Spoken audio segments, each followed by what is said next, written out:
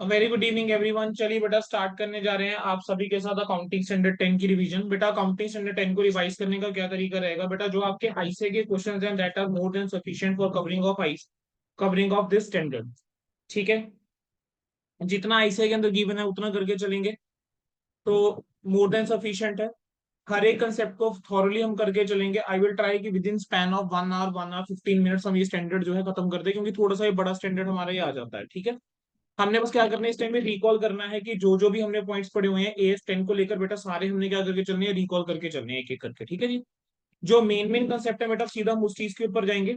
And इसके अंदर बेटा जो आपका पेपर में एक्सपेक्टेड पेपर पैटर्न है वो क्या है कि जो आपको केस स्टडी बेस्ड एमसीक्यूज के अंदर आता नजर आएगा, तो आपको उस एंगल से ही बस इसको पढ़ के चलना है। ठीक है जी, तो बहुत ज्यादा ऐसा नहीं करके चलेंगे कि बहुत ज्यादा हम टाइम अननेसेसरली एक टॉपिक के ऊपर लगाकर चलेंगे, वो वाला काम भी नहीं करना है इस चैप्टर के अंदर। ठीक है, चलिए अकाउंटिंग स्टैंडर्ड 10 जो है बेटा वो किस चीज के ऊपर है। Accounting standard 10 is on the property plant equipment. क्या बताता है ये स्टैंडर्ड बताता है कि अकाउंटिंग ट्रीटमेंट क्या होना चाहिए प्रॉपर्टी प्लांट और इक्विपमेंट का, जिसे यूजर्स को क्या मिले, इंफॉर्मेशन मिले, हेल्प मिले समझने में कि इंफॉर्मेशन में उसको मिलेगी कितनी इन्वेस्टमेंट करी हुई है भाई प्रॉपर्टी प्लांट इक्विपमेंट के अंदर और इन्वेस्टमेंट के अंदर चेंजेस क्या है। तो ये इसका ऑब्जेक्टिव है। मेन प्रिंसिपल जो स्टैंडर्ड के अंदर कवर्ड होते हैं वो चार है। रिकॉग्निशन प्रॉपर्टी प्लांट इक्विपमेंट की, कैरिंग अमाउंट कैसे डिटरमिन करेंगे, डेप्रिसिएशन कैसे चार्ज करके चलेंगे, और इंपेयरमेंट लॉसेस जो रिकॉग्नाइज करके चलने हैं। इंपेयरमेंट के लिए ज्यादा बात हम करके चलेंगे अकाउंटिंग स्टैंडर्ड 28 के अंदर। इस स्टैंडर्ड के स्कोप की अगर हम बात करके चलें तो हम कहेंगे अकाउंटिंग स्टैंडर्ड जो होता है वो अप्लाई किस लिए होता है 10 year accounting for property plant equipment के लिए। लेकिन अगर कोई और अकाउंटिंग स्टैंडर्ड जो है वो रिक्वायर या परमिट करता है कोई डिफरेंट अकाउंटिंग ट्रीटमेंट तो वो चलेगा। जैसे अकाउंटिंग स्टैंडर्ड 19 की बात करके चलूं तो वो कहता है कि एक एंटरप्राइज जो है उसको इवेल्युएट करना है कि जो लीज प्रॉपर्टी प्लांट इक्विपमेंट है वो रिस्क और रिवॉर्ड के ऊपर, कि वो ऑपरेटिंग लीज है या फाइनेंस लीज है, अकॉर्डिंगली उसका ट्रीटमेंट जो होता है आप जानते हैं चेंज होता है। ठीक है, लेकिन जो डेप्रिसिएशन जो है वो चार्ज करी जाएगी, वो कैसे करी जाएगी, depreciation will be charge as per this standard only. Accounting standard 10 जो है वो किसके ऊपर नहीं लगता है, बायोलॉजिकल एसेट्स के ऊपर नहीं लगता है अदर देन बेयर प्लांट्स जो एग्रीकल्चर एक्टिविटीज रिलेटेड है। और उसके अलावा वेस्टिंग एसेट्स के ऊपर नहीं लगेगा, मिनरल राइट्स एक्सपेंडिचर एक्सप्लोरेशन के ऊपर हुआ, एक्सट्रैक्शन ऑफ मिनरल ऑर्स के ऊपर हुआ, उसके लिए बेटा कोई भी अकाउंटिंग स्टैंडर्ड जो है वो नहीं है। कुछ एक क्लैरिफिकेशन दी गई है कि अकाउंटिंग स्टैंडर्ड 10 जो है वो अप्लाई करेगा प्रॉपर्टी प्लांट इक्विपमेंट के ऊपर जो कि डेवलप करी गई है और मेंटेन करने के लिए, प्रॉपर्टी प्लांट इक्विपमेंट जो कि यूज हो रही है डेवलप करने के लिए और मेंटेन करने के लिए एसेट्स। ठीक है, और दूसरा यानी ये जो बेरर प्लांट है, बायोलॉजिकल एसेट्स है, वेस्टिंग एसेट्स है, इनको डेवलप और मेंटेन करने के लिए अगर आपने कोई पीपी यूज करा है उसके ऊपर AS10 जो है आप लगाकर चलोगे। ठीक है, देन आपका जो है नेक्स्ट इसके अंदर आ जाएगा आपका इन्वेस्टमेंट प्रॉपर्टी, कहेंगे उसकी अकाउंटिंग होनी चाहिए in accordance with the cost model, cost model के अकॉर्डिंग आप उसकी अकाउंटिंग जो है वो करके चलोगे। अगला आ जाता है definition of the property plant equipment. Property plant equipment की डेफिनेशन की बात करके चलो तो प्रॉपर्टी प्लांट इक्विपमेंट क्या है बेटा, टेंजिबल एसेट्स है जो कि हेल्ड करा गया है फॉर यूज, किस चीज के लिए, यूज इन प्रोडक्शन और सप्लाई ऑफ गुड्स और सर्विसेज, रेंटल के लिए या फिर एडमिनिस्ट्रेशन पर्पस के लिए, और एक्सपेक्टेड है कि वो यूज होगा for a period of more than 12 months. Intangible assets जिसके अंदर कवर नहीं होते उसके लिए AS26 है। जब हम एडमिनिस्ट्रेटिव पर्पस की बात करके चलते हैं तो एडमिनिस्ट्रेशन पर्पस के अंदर क्या आ जाएगा बेटा, उसके अंदर सेलिंग और डिस्ट्रीब्यूशन भी कवर्ड हो जाएगा, वो एसेट्स भी हो जाएंगे जो सेलिंग और डिस्ट्रीब्यूशन के लिए हो रहे होते हैं, फाइनेंस और अकाउंटिंग के लिए हो रहे हैं, पर्सनल और अदर फंक्शंस के लिए हो रहे हैं, तो वो भी यहाँ पर कवर हो जाएंगे। ठीक है बेटा, इस बार आपको ना एक एग्जांपल गिवन है, पूरा थॉरली करवा के चलूंगा, डोंट वरी एट ऑल।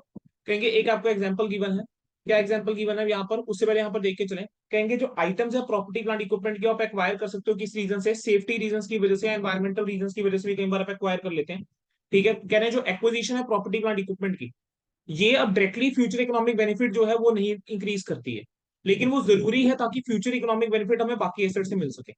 तो ये जो आइटम्स है प्रॉपर्टी प्लांट इक्विपमेंट की वो रिकॉग्नाइज कर जाएंगी फॉर रिकॉग्नाइज एसेट्स कर लेंगे इस स्टैंडर्ड के अकॉर्डिंग, क्योंकि ये एनेबल करती है एक एंटरप्राइज को कि आप future economic benefit related asset से ड्राइव कर सकते हो। ठीक है, ठीक है, कर लेते हैं अगर आपने ये एसेट्स एक्वायर नहीं करे होते, मींस इट मींस इफ मैंने मान लेते हैं कोई पोल्यूशन कंट्रोल इक्विपमेंट है, अगर मैंने पोल्यूशन कंट्रोल इक्विपमेंट का मुझे ऐसा कोई फ्यूचर इकोनॉमिक बेनिफिट नहीं हो रहा, बट उस पोल्यूशन कंट्रोल इक्विपमेंट की वजह से जो बाकी रिलेटेड एसेट्स है उससे मैं वो बेनिफिट ड्राइव कर पा रहा हूँ, एक्स्ट्रा बेनिफिट कुछ ड्राइव कर पा रहा हूँ जो अदरवाइज मैं ड्राइव नहीं कर पाता, या जितना ड्राइव कर रहा था उससे ज्यादा बेनिफिट मैं ड्राइव कर पा रहा हूँ। ठीक है जी, अब यहाँ पर हम बात करें कि एग्जाम्पल इन्होंने दिया, केमिकल मैन्युफैक्चर है वो एक नई chemical handling process handle install करता है कंप्लाई करने के लिए एनवायरमेंटल रिक्वायरमेंट के साथ, ताकि प्रोड्यूस कर सके और स्टोर कर सके डेंजरस केमिकल।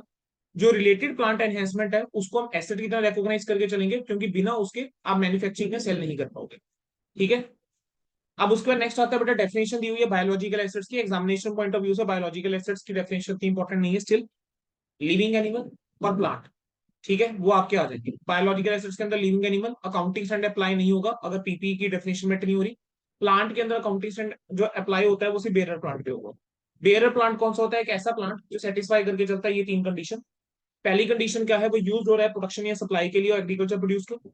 एक्सपेक्टेड है कि it will bear plants for a period of more than 12 months, और रिमोट लाइक्लीहुड है कि उसको आप बेच पाओ एज एग्रीकल्चर प्रोड्यूस। ठीक है। अगला इसके अंदर क्या आ जाता है बेटा? नेक्स्ट आ जाता है इसके अंदर, सीधा जाऊंगा रिकॉग्निशन क्राइटेरिया के ऊपर। रिकॉग्निशन क्राइटेरिया की अगर हम बात करके चलें तो कह रहे हैं जो cost of item of property plant equipment है उसको कब रिकॉग्नाइज करके चलना चाहिए? बेटा उसको तभी रिकॉग्नाइज करके चलना चाहिए इफ एंड ओनली इफ ये दोनों कंडीशन जो है फुलफिल हो रही है। कह रहा है इट इज प्रोबेबल कि फ्यूचर इकोनॉमिक बेनिफिट जो है, ठीक है, जो एसोसिएटेड आइटम के साथ that will flow to the enterprise. And second क्या है? Cost can be measured reliably. बीच में क्या लिखा हुआ है? एंड। तो दोनों कंडीशन क्या होनी चाहिए बेटा? फुलफिल होनी चाहिए।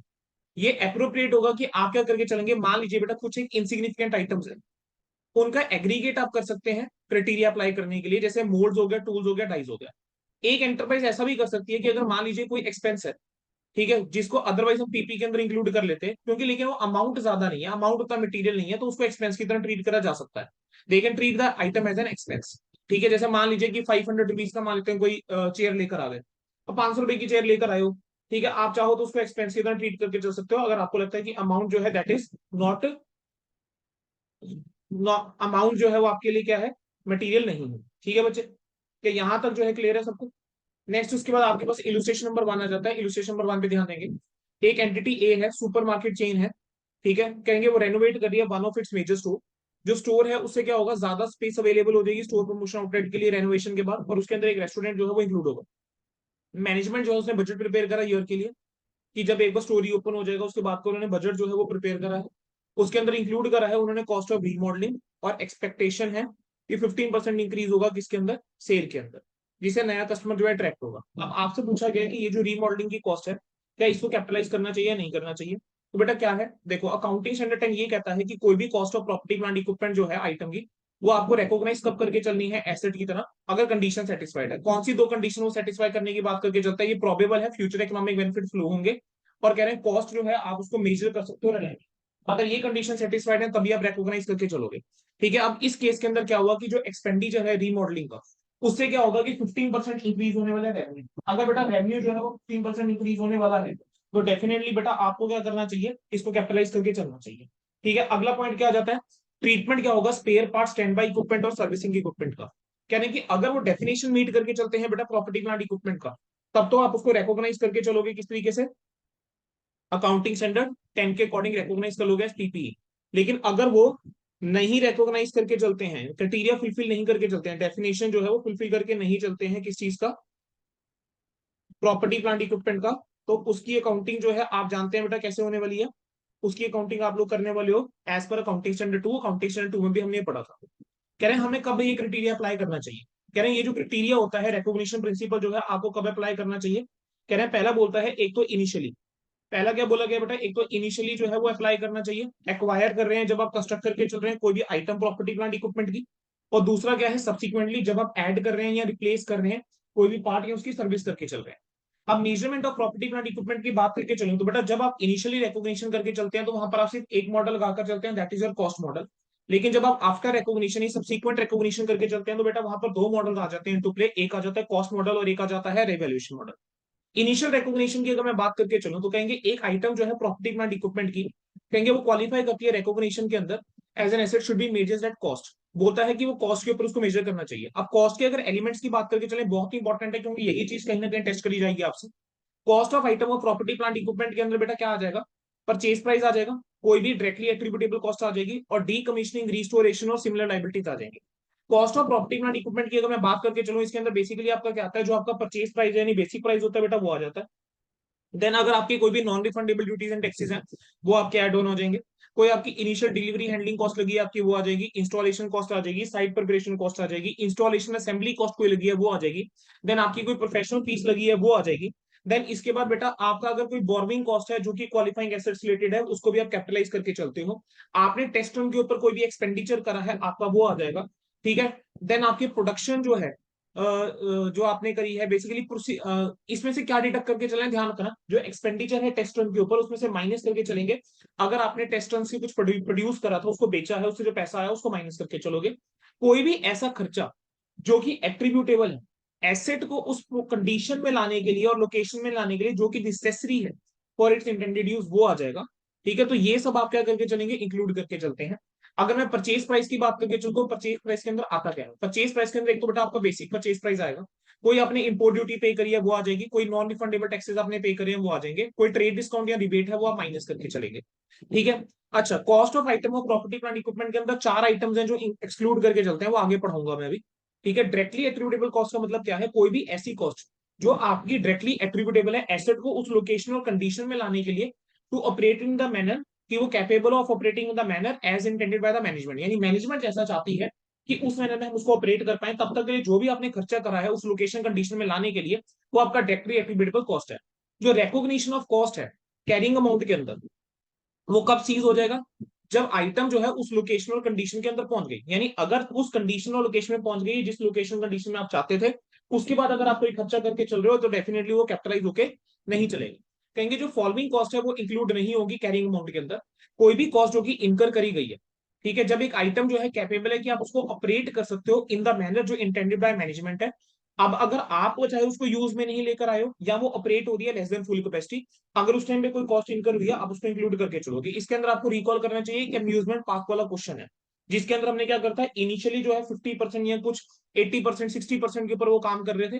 ठीक है, लेकिन वो कैपेबल था ना of operating in the management by management, तो तब जो कॉस्ट इनकर हुई है उसको आप इंक्लूड करके नहीं चलोगे पीपी के अंदर। आपके जो इनिशियल ऑपरेटिंग लॉसेज हुए हैं जिस टाइम पे डिमांड जो है वो बिल्डअप हो रही है, ठीक है, उसको आप ये नहीं कि कैपिटलाइज करके बैठ जाओगे, कॉस्ट का हिस्सा मान लोगे। कहेंगे देन आपकी रीलोकेशन की जो कॉस्ट है या रीऑर्गेनाइजिंग की जो कॉस्ट है ऑल या पार्ट ऑफ द ऑपरेशन, तो वो भी नहीं आएंगे। अब डायरेक्टली एट्रीब्यूटेबल कॉस्ट की अगर हम बात करके चले, मैंने कहीं ना कहीं ऊपर सारे कवर कर दिए थे। एक आपका आ गया इंप्लॉय बेनिफिट कॉस्ट जो डायरेक्टली कंस्ट्रक्शन या एक्विजिशन रिलेटेड है। साइट प्रिपरेशन की कॉस्ट होगी, इनिशियल डिलीवरी हैंडलिंग कॉस्ट होगी, इंस्टॉलेशन असेंबली कॉस्ट होगी, कॉस्ट होगी टेस्टिंग की कि एसेट जो है वो प्रॉपर्ली फंक्शन कर रहा है या नहीं कर रहा। अगर कोई भी नेट प्रोसीड है जो आपने आइटम प्रोड्यूस करे उसको बेच के जो पैसा आया है वो माइनस करके चलोगे, कोई प्रोफेशनल फीस है माइनस करके चलोगे। देन एग्जांपल उस कॉस्ट के जो कॉस्ट का पार्ट नहीं होता है of item of property plant equipment, ध्यान रखना वो जानबूझ के क्वेश्चन के अंदर इसमें से एक आइटम देगा, एमसीक्यू के अंदर जानबूझ के केस स्टडी के अंदर इनमें से एक आइटम देगा, आपको ध्यान रखना है वो नहीं आने वाले, उसको एक्सक्लूड करके चलोगे। कॉस्ट ऑफ ओपनिंग का न्यू फैसिलिटी जो है वो नहीं आएगी। आपने इंट्रोड्यूस करा है एक नया प्रोडक्ट या सर्विस, उसकी कॉस्ट होगी, प्रमोशनल एक्टिविटीज के ऊपर जो खर्चा हुआ, एडवर्टीजमेंट पे खर्चा हुआ, वो इंक्लूड नहीं होता। Cost of conducting the business एक नई लोकेशन या नई क्लास ऑफ कस्टमर के लिए, ठीक है, इंक्लूडिंग जो स्टाफ ट्रेनिंग कॉस्ट है वो नहीं आएगी, और एडमिनिस्ट्रेशन और अदर जनरल ओवरहेड कॉस्ट है बेटा नहीं आएगी। ठीक है। अब वो कहते हैं कि कुछ एक ऑपरेशंस ऐसे होते हैं जो कि अक्कर होते हैं in connection with the construction या development of item of PP, लेकिन वो जरूरी नहीं है, ठीक है, कि आइटम को उस लोकेशन कंडीशन में लाने के लिए ऑपरेटिंग इन द मैनर। तो ये जो इंसिडेंटल ऑपरेशन है वो क्या हो सकते हैं, पहले भी अक्कर हो सकते हैं, ड्यूरिंग कंस्ट्रक्शन भी हो सकते हैं, या डेवलपमेंट अक्कर हो सकते हैं। ठीक है। अब वो कहते हैं इनकम अगर आपने कोई अर्न करी है, एग्जाम्पल इन्होंने दिए, कहेंगे कि अगर कोई आपने इनकम जो है वो अर्न करी है, जैसे मान लीजिए कोई बिल्डिंग साइट थी, आपने उसको कार पार्क की तरह यूज कर रहे थे जब तक कंस्ट्रक्शन स्टार्ट नहीं हुई, तो ये जो इंसिडेंट ऑपरेशन है ये जरूरी नहीं थे कि बिल्डिंग को उस कंडीशन और लोकेशन में लाने के लिए जैसा मैनेजमेंट चाहती थी। तो यहाँ पर जो भी इनकम है और इसका जो भी रिलेटेड एक्सपेंस होगा वो आप स्टेटमेंट ऑफ पीएनएल के अंदर लेकर जाएंगे। ठीक है, इस चीज को समझना है, सिंपल एक चार्ट से देख सकते हैं। हम कह रहे हैं अगर कोई भी इनकम आपने अर्न करी है during the development of PPE, अगर वो डायरेक्टली एट्रीब्यूटेबल इनकम है, जैसे आपने क्या कहा, डेब्रिज बेचा, डेब्रिज का मैंने आपको मतलब बताया था में, बड़ा बिल्डिंग जब है गिराई जाती है तो जो मलबा बच जाता है, स्क्रैप मटेरियल हो गया डेमोलिशन के ऊपर, ठीक है, उसको आप कॉस्ट ऑफ पीपी में से माइनस कर देते हैं, एडजस्ट कर लेते हैं। ठीक है, लेकिन अगर आपकी कोई भी ऐसी इनकम है which is not directly attributable to asset, तो उसके लिए आप रिकॉग्नाइज करके चलोगे इनकम की तरह in statement of P and L. Illustration number 2, एक एंटिटी है, एग्जिस्टिंग फ्री होल्ड प्रॉपर्टी है, वो इंटेंड करती है कि नॉक डाउन करना चाहती है और रीडेवलप करना चाह रही है। रीडेवलपमेंट पीरियड के अंदर कंपनी जो है वो मूव करेगी अपने प्रोडक्शन फैसिलिटीज टेम्परेरी किसी और जगह के ऊपर। सेटअप कॉस्ट जो है वो 5 लाख रुपए की लगेगी मशीन को नई जगह पे ले जाने पे, इंस्टॉल करने के लिए मशीन नई लोकेशन के ऊपर, रेंट देना पड़ेगा 15 लाख रुपए का, और रिमूवल कॉस्ट लगेगी 3 लाख रुपए की। ठीक है, ओल्ड लोकेशन से टेम्परेरी में। कह रहे हैं क्या कैपिटलाइज करना चाहिए cost of the new building को, कह रहे हैं क्या ये कॉस्ट कैपिटलाइज करना चाहिए into the cost of new building. कहेंगे अब जो कंस्ट्रक्शन है और एक्वायरिंग द न्यू एसेट है उसे आपकी इंक्रीमेंटल कॉस्ट होगी, वो अवॉइड करी जा सकती थी अगर आप इस एसेट को कंस्ट्रक्ट या एक्वायर नहीं करते। कहेंगे तो ये कॉस्ट कॉस्ट ऑफ एसेट का पार्ट नहीं बनेगी, क्योंकि डायरेक्टली एट्रीब्यूटेबल नहीं है कि एसेट को उस कंडीशन या लोकेशन में लाने के लिए। कहेंगे जो cost to be incurred by company है वो कॉस्ट ऑफ रीलोकेशन की नेचर की है, रीऑर्गेनाइजिंग ऑपरेशन की नेचर की। और आप जानते हो कि AS10 की डेफिनेशन के अंदर रिक्वायरमेंट के अकॉर्डिंग इसको कैपिटलाइज जो है वो नहीं करा जाता है। देन बेटा आपका अगला क्वेश्चन आ गया, ओमेगा लिमिटेड जो है उसने कॉन्ट्रैक्ट करा सप्लायर के साथ कि वो परचेज करेगा एक मशीनरी जो कि इंस्टॉल करनी है एक डिपार्टमेंट के अंदर in 3 months time. Special foundation जो है वो रिक्वायर्ड थी मशीनरी के लिए which were to be prepared with in the supply lead time. कहेंगे जो कॉस्ट है साइट प्रिपेरेशन की वो कितनी है, 140। कहेंगे ये एक्टिविटीज जो है वो एक टेक्नीशियन सुपरवाइज कर रहा था एंटायर पीरियड के लिए, जो एम्प्लॉय कर गया 45,000 पर मंथ के हिसाब से। मशीन परचेज करी 158 में, 50,000 रुपये ट्रांसपोर्टेशन का खर्चा लगा मशीनरी को फैक्ट्री साइड पे लाने के लिए। एक आर्किटेक्ट अपॉइंट करा 30,000 रुपए में जो इंस्टॉलेशन को देखेगा। आपको बताना है कि कितना अमाउंट मशीनरी का कैपिटलाइज होना चाहिए। चलिए बेटा मुझे क्या करना पड़ेगा, देखो 1,58,00,000 100% आने वाला है क्योंकि वो कहीं ना कहीं आपकी वो एक बेसिक प्राइस का पार्ट है। मशीनरी को अपनी जगह तक लाने के लिए जो 50,000 रुपए का ट्रांसपोर्टेशन का खर्चा करा वो आपका डिलीवरी कॉस्ट है, वो 100% आएगा। आपने जहां पर मशीनरी इंस्टॉल करनी थी साइट प्रिपरेशन के आपका खर्चा लगा। आपने मशीनरी को बनाने के लिए बेसिकली वही मशीनरी के लिए खर्चा करा, इंप्लॉयमेंट करी है एक टेक्नीशियन की जो सुपरवाइज करके चल रहा है सारी एक्टिविटीज। 45,000 पर मंथ के हिसाब से 3 महीने का टाइम लगेगा। तो 45,000 टू 3 1,35,000 भी क्या होगा, कैपिटलाइज होकर चलेगा। और जो आपने आर्किटेक्ट की सर्विस ली है वो प्रोफेशनल फीस है, वो भी क्या हो जाएगी 30,000 पे इंक्लूड हो जाएगी इंस्टॉलेशन वाली। तो मैं कहूंगा जो मेरी टोटल कॉस्ट ऑफ मशीनरी है वो 1,61,55,000 आ जाएगी। अब आपका जो है एमसीक्यू में केस स्टडी बेस्ड क्वेश्चन कैसे बनेगा, वो आपको कुछ ऐसा सही डाटा देगा और अब ऑप्शंस के अंदर क्या करेगा, आपसे क्या पूछेगा, what will be the cost of machinery. 4 option दे देगा और वो चेक कर लेगा आपको पता है या नहीं पता। नेक्स्ट इसके बाद नेक्स्ट क्या आ जाता है बेटा, capitalization of the directly attributable cost. ठीक है, कहेंगे एक एंटिटी जो है वो मेजर चेन ऑफ सुपरमार्केट जो है वो ऑपरेट करके चलती है, उसने एक नया स्टोर लोकेशन जो है वो एक्वायर करा है। कहेंगे जो न्यू लोकेशन है उसके अंदर रेनोवेशन एक्सपेंडिचर लगने वाला है अच्छा खासा। मैनेजमेंट की एक्सपेक्टेशन है कि रेनोवेशन करने में 3 महीने लगेंगे। ठीक है, during which the supermarket will be close. Management ने बजट प्रिपेयर करा है इस पीरियड के लिए, इंक्लूडिंग जो एक्सपेंडिचर कंस्ट्रक्शन और रीमॉडलिंग से रिलेटेड होगा। स्टाफ की सैलरी जो है while preparing the store before it's opening and related utilities. ठीक है, तो कह रहे हैं ट्रीटमेंट क्या होगा इस एक्सपेंडिचर का। बेटा देखो सीधी सी बात है, जो तो कॉस्ट ऑफ कंस्ट्रक्शन और रीमॉडलिंग है कहेंगे वो तो हम कैपिटलाइज करके चलेंगे क्योंकि वो खर्चा करना जरूरी है, तभी उस स्टोर जो है उस कंडीशन और लोकेशन के अंदर आएगा जो मैनेजमेंट इंटेंडेड है। ठीक है, लेकिन क्योंकि सुपरमार्केट जो है वो ओपन ही नहीं कर पाओगे आप ये रीमॉडलिंग का खर्चा करेंगे। ठीक है, लेकिन ये जो यूटिलिटीज की कॉस्ट थी या ये जो स्टाफ की सैलरी है कहेंगे यहाँ जो गुड स्टोरेज वाला है आपका, ये तो ऑपरेटिंग नेचर का खर्चा है आपका। ठीक है, ये तभी होगा जब सुपरमार्केट ओपन है। ठीक है, तो ये कॉस्ट जो है आप ये नहीं कह सकते जरूरी है स्टोर को उस कंडीशन में लाने के लिए, तो इसको हम एक्सपेंस की तरह ट्रीट करके चलेंगे। ठीक है, नेक्स्ट एक अम्यूजमेंट पार्क वाला एग्जांपल याद आ गया। अम्यूजमेंट पार्क ने क्या करा, सॉफ्ट ओपनिंग दी है पब्लिक को ट्रायल रन करने के लिए, जो भी उसके राइड्स वगैरह है अट्रैक्शन है। कहेंगे टिकट को हम 50% डिस्काउंट के ऊपर बेच रहे हैं, ऑपरेटिंग कैपेसिटी 80% की है। ऑफिशियल ओपनिंग डे 3 महीने बाद का है। मैनेजमेंट कह रही है ये जो सॉफ्ट ओपनिंग है वो ट्रायल रन है। ठीक है, तो आपको क्या करना चाहिए कि इसको कैपिटलाइज नहीं करना चाहिए। ठीक है, अकॉर्डिंगली करें नेट ऑपरेटिंग कॉस्ट जो है वो कैपिटलाइज होनी चाहिए, ट्रायल रन ये कह रहा है, वो ये बोल रही है कंपनी। मुझे आप लोग बताओ कि कैपिटलाइज होना चाहिए नहीं होना चाहिए। सर कैपिटलाइज जो है वो नहीं होना चाहिए क्योंकि जो अम्यूजमेंट पार्क है it is in the condition जो कि एज इंटेंडेड बाय मैनेजमेंट है, हमने ऊपर पढ़ा हुआ है कि अगर आप वो यूज नहीं भी कर रहे हो या आप 100% कैपेसिटी के ऊपर जो मतलब उसकी कैपेसिटी है उस पर काम अगर नहीं भी कर रहे हो, इवन इन सच सर्कमस्टांसेस जो है कैपिटलाइज होकर नहीं चलेगा। कहेंगे इवन आप फुल ऑपरेटिंग कैपेसिटी से कम में काम करके चल रहे हो, सफिशिएंट एविडेंस है कि अम्यूजमेंट पार्क जो है that is capable of operating in the manner जो इंटेंडेड बाय मैनेजमेंट है। देयरफॉर इसको हम कहा कहेंगे स्टार्टअप कॉस्ट जो है specific, these are specific to startup cost, तो एक्सपेंसिव ट्रीटअप करके चलेंगे। देन आपका डी कमीशनिंग रिस्टोरेशन है सिमिलर लाइबिलिटीज।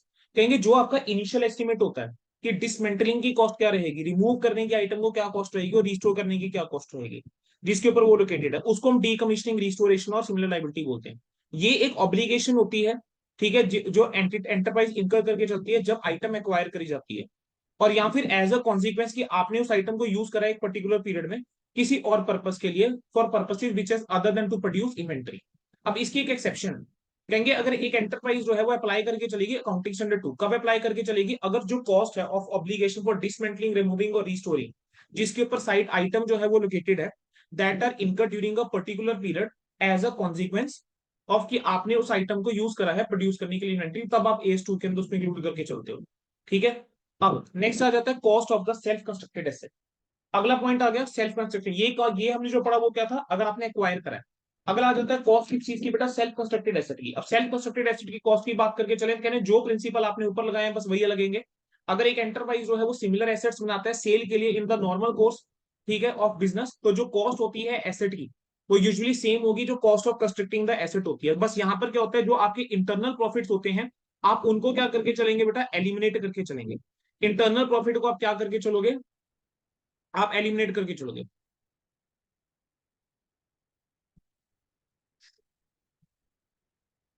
ठीक है जी। नेक्स्ट क्या है, कहेंगे जो कॉस्ट होती है एबनॉर्मल अमाउंट की, क्या वो हिस्सा बनेगा, नहीं बनेगा sir, not included. Accounting standard 16 of course अगर वो क्राइटेरिया के अंदर फॉल कर रहा है तो आप उसको रिकॉग्नाइज करके चल लो। ठीक है, चलिए नेक्स्ट आ जाता है। अब यहाँ पे उन्होंने समरी दे रखी है कि अगर परचेज करा है तब क्या, सेल्फ कंस्ट्रक्टेड है तब क्या।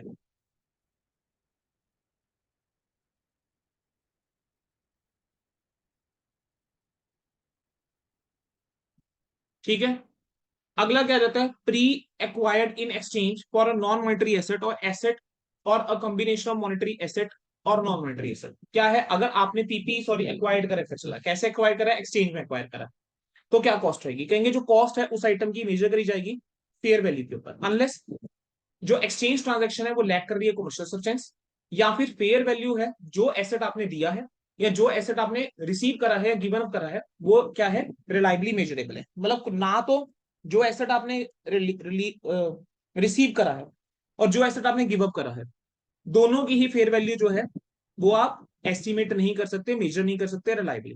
तो ऐसे सर्कमस्टांस के अंदर आप क्या लेकर चलोगे, फेयर वैल्यू लेकर चलते हो, कह रहे हैं फेयर वैल्यू लेकर चलोगे अनलेस दो सर्कमस्टांस में फेयर वैल्यू नहीं होगी, जहां पर एक्सचेंज ट्रांजेक्शन लैक कर रही है कमर्शियल सब्सटेंस, या फिर जहां पर फेयर वैल्यू जो है वो रिलायबली मेजर नहीं करी जा सकती। ठीक है जी, तो बेटा ये इसके अंदर हमारे पास क्या था, आ जाता है। अब देखो यहाँ पर इसके अंदर हमारे पास क्या आ गया, कहेंगे जो एक्वायर्ड आइटम है उसको आप मेजर करके चलोगे इन द मैनर, जैसे एंटरप्राइज जो है वो उसको रिकॉग्नाइज नहीं, इवन इफ एंटरप्राइज जो है can not recognize derecognize the asset given. अच्छा बेटा, अब इस अकाउंटिंग स्टैंडर्ड ट्रेंड के अंदर ना एक कंसेप्ट आता है, क्या कंसेप्ट आता है, मान लीजिए कि आपने कोई एसेट जो है वो बेच लिया, तो जो एसेट आपने बेचा है ना, you need to derecognize that asset, you need to derecognize that asset. ठीक है, कहने जो आपका एसेट है जो आपने एक्वायर करा है आप उसको मेजर करके चलोगे। ठीक है, इवन अगर आपने जो एसेट गिव अप करा है उसको आप इमीडिएटली जो है वो डी रिकॉग्नाइज अगर नहीं भी कर सकते। ठीक है जी। नेक्स्ट क्या आता है, कह रहे हैं जो फेयर वैल्यू है ऑफ द एसेट वो रिलायबली मेजर कब होता है, अगर वेरिएबिलिटी जो है वो रेंज के अंदर वो सिग्निफिकेंट नहीं है। तो आपको याद आ रहा होगा जब हमने क्लास के अंदर एग्जांपल लिया था, मैंने शायद एक फर्नीचर का एग्जांपल दिया था, पता नहीं हमने लैपटॉप का शायद एग्जांपल दिया था आप लोगों को, कि इस लैपटॉप की मैंने कहा था कि भाई कितना पैसा आप दे दोगे, है ना। फिर अगला क्या था कि जो प्रोबेबिलिटी है वेरियस एस्टिमेट की वो रीजनेबली असेस करा जा सकता है जब फेयर वैल्यू आप यूज करके चल रहे हो। टू बी फ्रैंक ये जो एक्सचेंज वाला पार्ट है उसके ऊपर इतना important concept examination point of view से नहीं। ठीक है, बस इतना यहां पर आप ध्यान रख के चलना कि अगर एसेट जो है, यहाँ पर एक पॉइंट है जो ध्यान रखना, अगर एंटरप्राइज जो है वो मेजर कर पा रही है fair value of the either of the asset जो रिसीव्ड है या गिवन अप है, तो आप फेयर वैल्यू लेकर चलोगे of the asset given up, वो यूज करके चलोगे कॉस्ट की तरह, unless fair value of the asset receive is more clearly evident. मतलब मैं कह रहा हूं जो आपने एसेट दिया है आपको उसकी फेयर वैल्यू पता है, तो आप वो वाली वैल्यू आप लेकर चलेंगे। ठीक है, लेकिन अगर जो आपने एसेट रिसीव करा है उसकी फेयर वैल्यू ज्यादा क्लियरली एविडेंट है तो आप वो फेयर वैल्यू लेकर चलोगे। ठीक है जी, चलिए अब मैं सीधा अगले कंसेप्ट के ऊपर जाऊंगा। ठीक है, ये इस वाले टॉपिक के लिए बेटा पर्टिकुलरली ये वाला चार्ट एक बार बस पढ़ लेते हैं। अगर आपने एक्विजिशन करी है एसेट्स की नॉन कैश या पार्टली कैश कंसिडरेशन के लिए, उसके अंदर दो चीजें हैं, ट्रांजेक्शन का कमर्शियल सब्सटेंस है, ट्रांजेक्शन का कमर्शियल सब्सटेंस नहीं है। कह रहे हैं अगर ट्रांजेक्शन का कमर्शियल सब्सटेंस है, जो कॉस्ट होगी उस प्रॉपर्टी प्लांट इक्विपमेंट की वो किस पे होनी चाहिए, फेयर वैल्यू के ऊपर आप लेकर चलोगे of the asset given up. ठीक है, किस एसेट की, जो आपने दे दिया, unless fair value of the asset receive is more reliable. कहेंगे अगर रिलायबिलिटी के बारे में इंफॉर्मेशन अवेलेबल नहीं है तब आप प्रेफरेंस क्या देकर चलोगे, सबसे पहले आप मेजर करोगे fair value of the asset given up, measure करोगे फेयर वैल्यू एसेट रिसीव की, अगर एसेट गिवन अप की फेयर वैल्यू अवेलेबल नहीं है फिर आप लेकर चलोगे return on value of the asset given up, वो किस केस के अंदर, अगर आपके पास दोनों की फेयर वैल्यू जो है वो अवेलेबल नहीं। ठीक है, अगर ट्रांजेक्शन के अंदर कमर्शियल सब्सटेंस नहीं है तब क्या, अगर ट्रांजेक्शन जो है वो लैक करके चल रही है commercial substance, if position of the company in terms of cash flow या enterprise before and after exchange transaction mean से, कब होता है कमर्शियल सब्सटेंस, हम कह रहे हैं कब लैकिंग है, कह रहे हैं कि कंपनी की जो पोजीशन है कैश फ्लो के मामले में, ठीक है, या एंटरप्राइज स्पेसिफिक मामले में, ठीक है, वो क्या रहेगा, सेम रहेगा। इन सच केसेस कहेंगे जो एसेट एक्वायर्ड है वो मेजर करा जाएगा किसके ऊपर, at the return on value of the asset given up. ठीक है, बस ये ध्यान रखिएगा। Illustration number 6। ठीक है, इलुस्ट्रेशन नंबर 7 एक बार खुद से प्लीज देख लीजिएगा। मैं इसके ऊपर अभी टाइम नहीं लगाना चाहूंगा, मैं इंपॉर्टेंट जो कंसेप्ट है अगला नेक्स्ट उसकी तरफ जाऊंगा। चलिए बेटा, अब बेटा ये आता है determination of the cost in special cases. बेटा इलुस्ट्रेशन नंबर 6 और 7 प्लीज देख लेना, अगर कोई डाउट आएगा मेरे से पूछ लेना है। ठीक है, इलुस्ट्रेशन नंबर, अब आ जाओ इसके ऊपर, डिटर्मिनेशन ऑफ,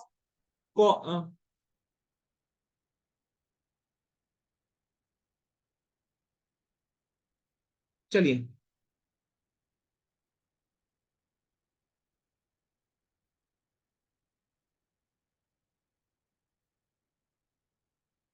नेक्स्ट पॉइंट बेटा, determination of the cost in the special cases. कहेंगे अगर आपने पेमेंट को डेफर करा है beyond the normal credit terms, ठीक है, तब हम क्या करके चलते हैं, जो भी आपका टोटल पेमेंट रहता है उसमें से कैश प्राइस इक्विवेलेंट आप माइनस कर देते हैं। ठीक है, उसको आप रिकॉग्नाइज करके चलोगे इंटरेस्ट एक्सपेंस की तरह। ठीक है, जो भी आपके क्रेडिट पीरियड है, अनलेस वो जो इंटरेस्ट है उसको हमने कैपिटलाइज करना है AS 16 के अकॉर्डिंग। डन है बेटा।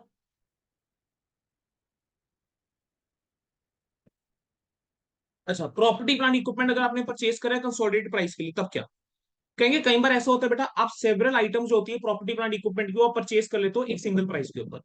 तो कह रहे हैं ऐसे केस में जो आपका कंसिडरेशन रहेगा ना, आप उसको वेरियस आइटम से बांट देंगे फेयर वैल्यू के बेस के ऊपर जो उसकी डेट ऑफ एक्विजिशन पे है। कहेंगे इनकेस अगर आप फेयर वैल्यू आइटम्स की मेजर नहीं कर सकते, तो आप क्या करोगे, these values are estimated on the fair basis as determined by competent valuer. तो आप वैल्यूअर से क्या करके चलोगे, वैल्यूएशन करवा के चलोगे।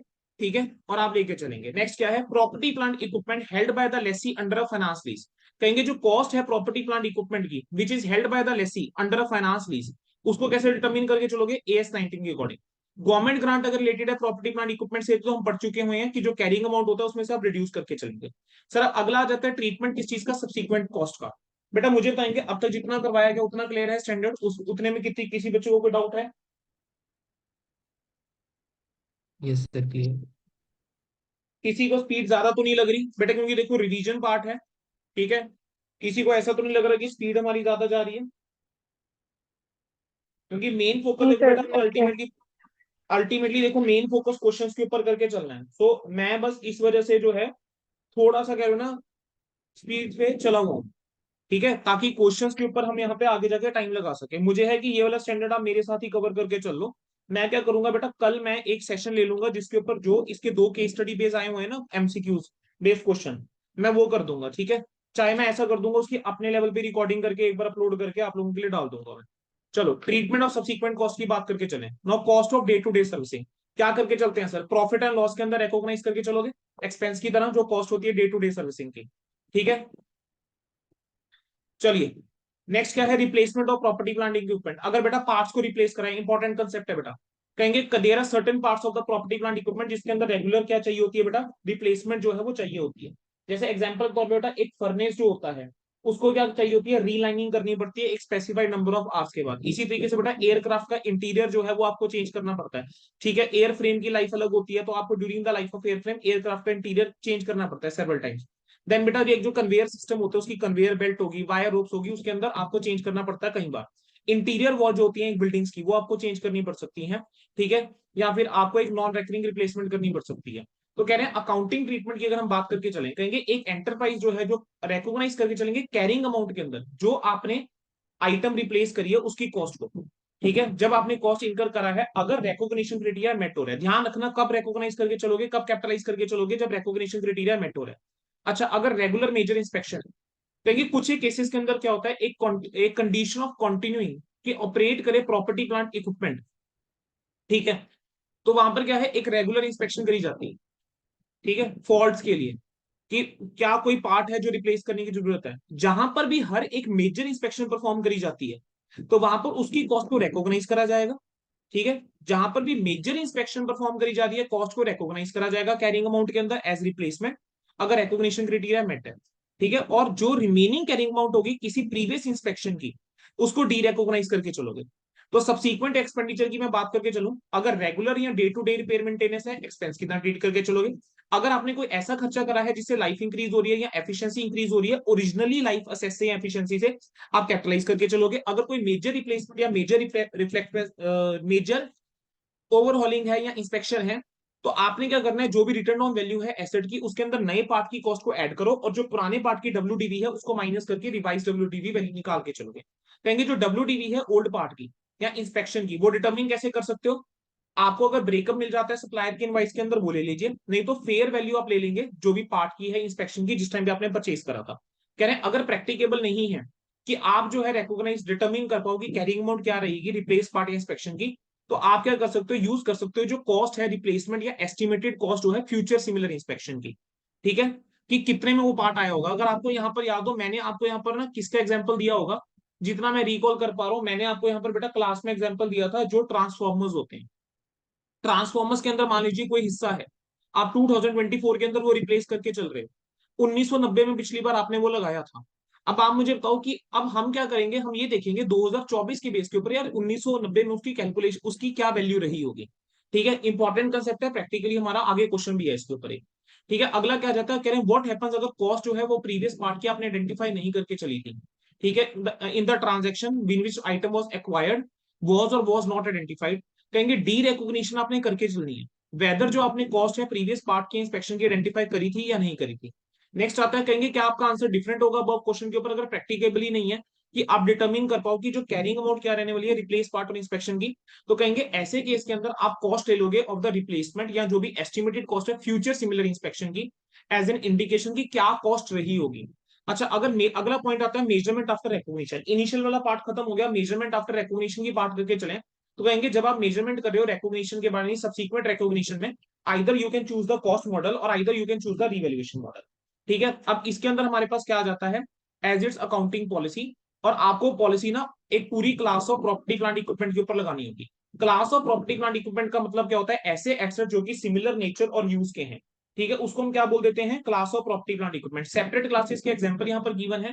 ठीक है, land machinery aircraft furniture fixtures land building ships motor vehicle office equipment bare plant. कहेंगे कॉस्ट मॉडल की हम बात करके चले तो कॉस्ट मॉडल क्या कहता है कि जो भी आपकी कॉस्ट है यानी ग्रॉस अमाउंट है, उसमें से एक्यूमुलेटेड डेप्रिसिएशन माइनस कीजिए, कोई भी एक्यूमुलेटेड इंपेयरमेंट लॉस है माइनस कीजिए। रीवैल्यूएशन मॉडल क्या बोलता है कि एसेट को रिकॉग्निशन करने के बाद आपने क्या करके चलना है, उसकी फेयर वैल्यू के ऊपर आपको मेजर करके चलना है।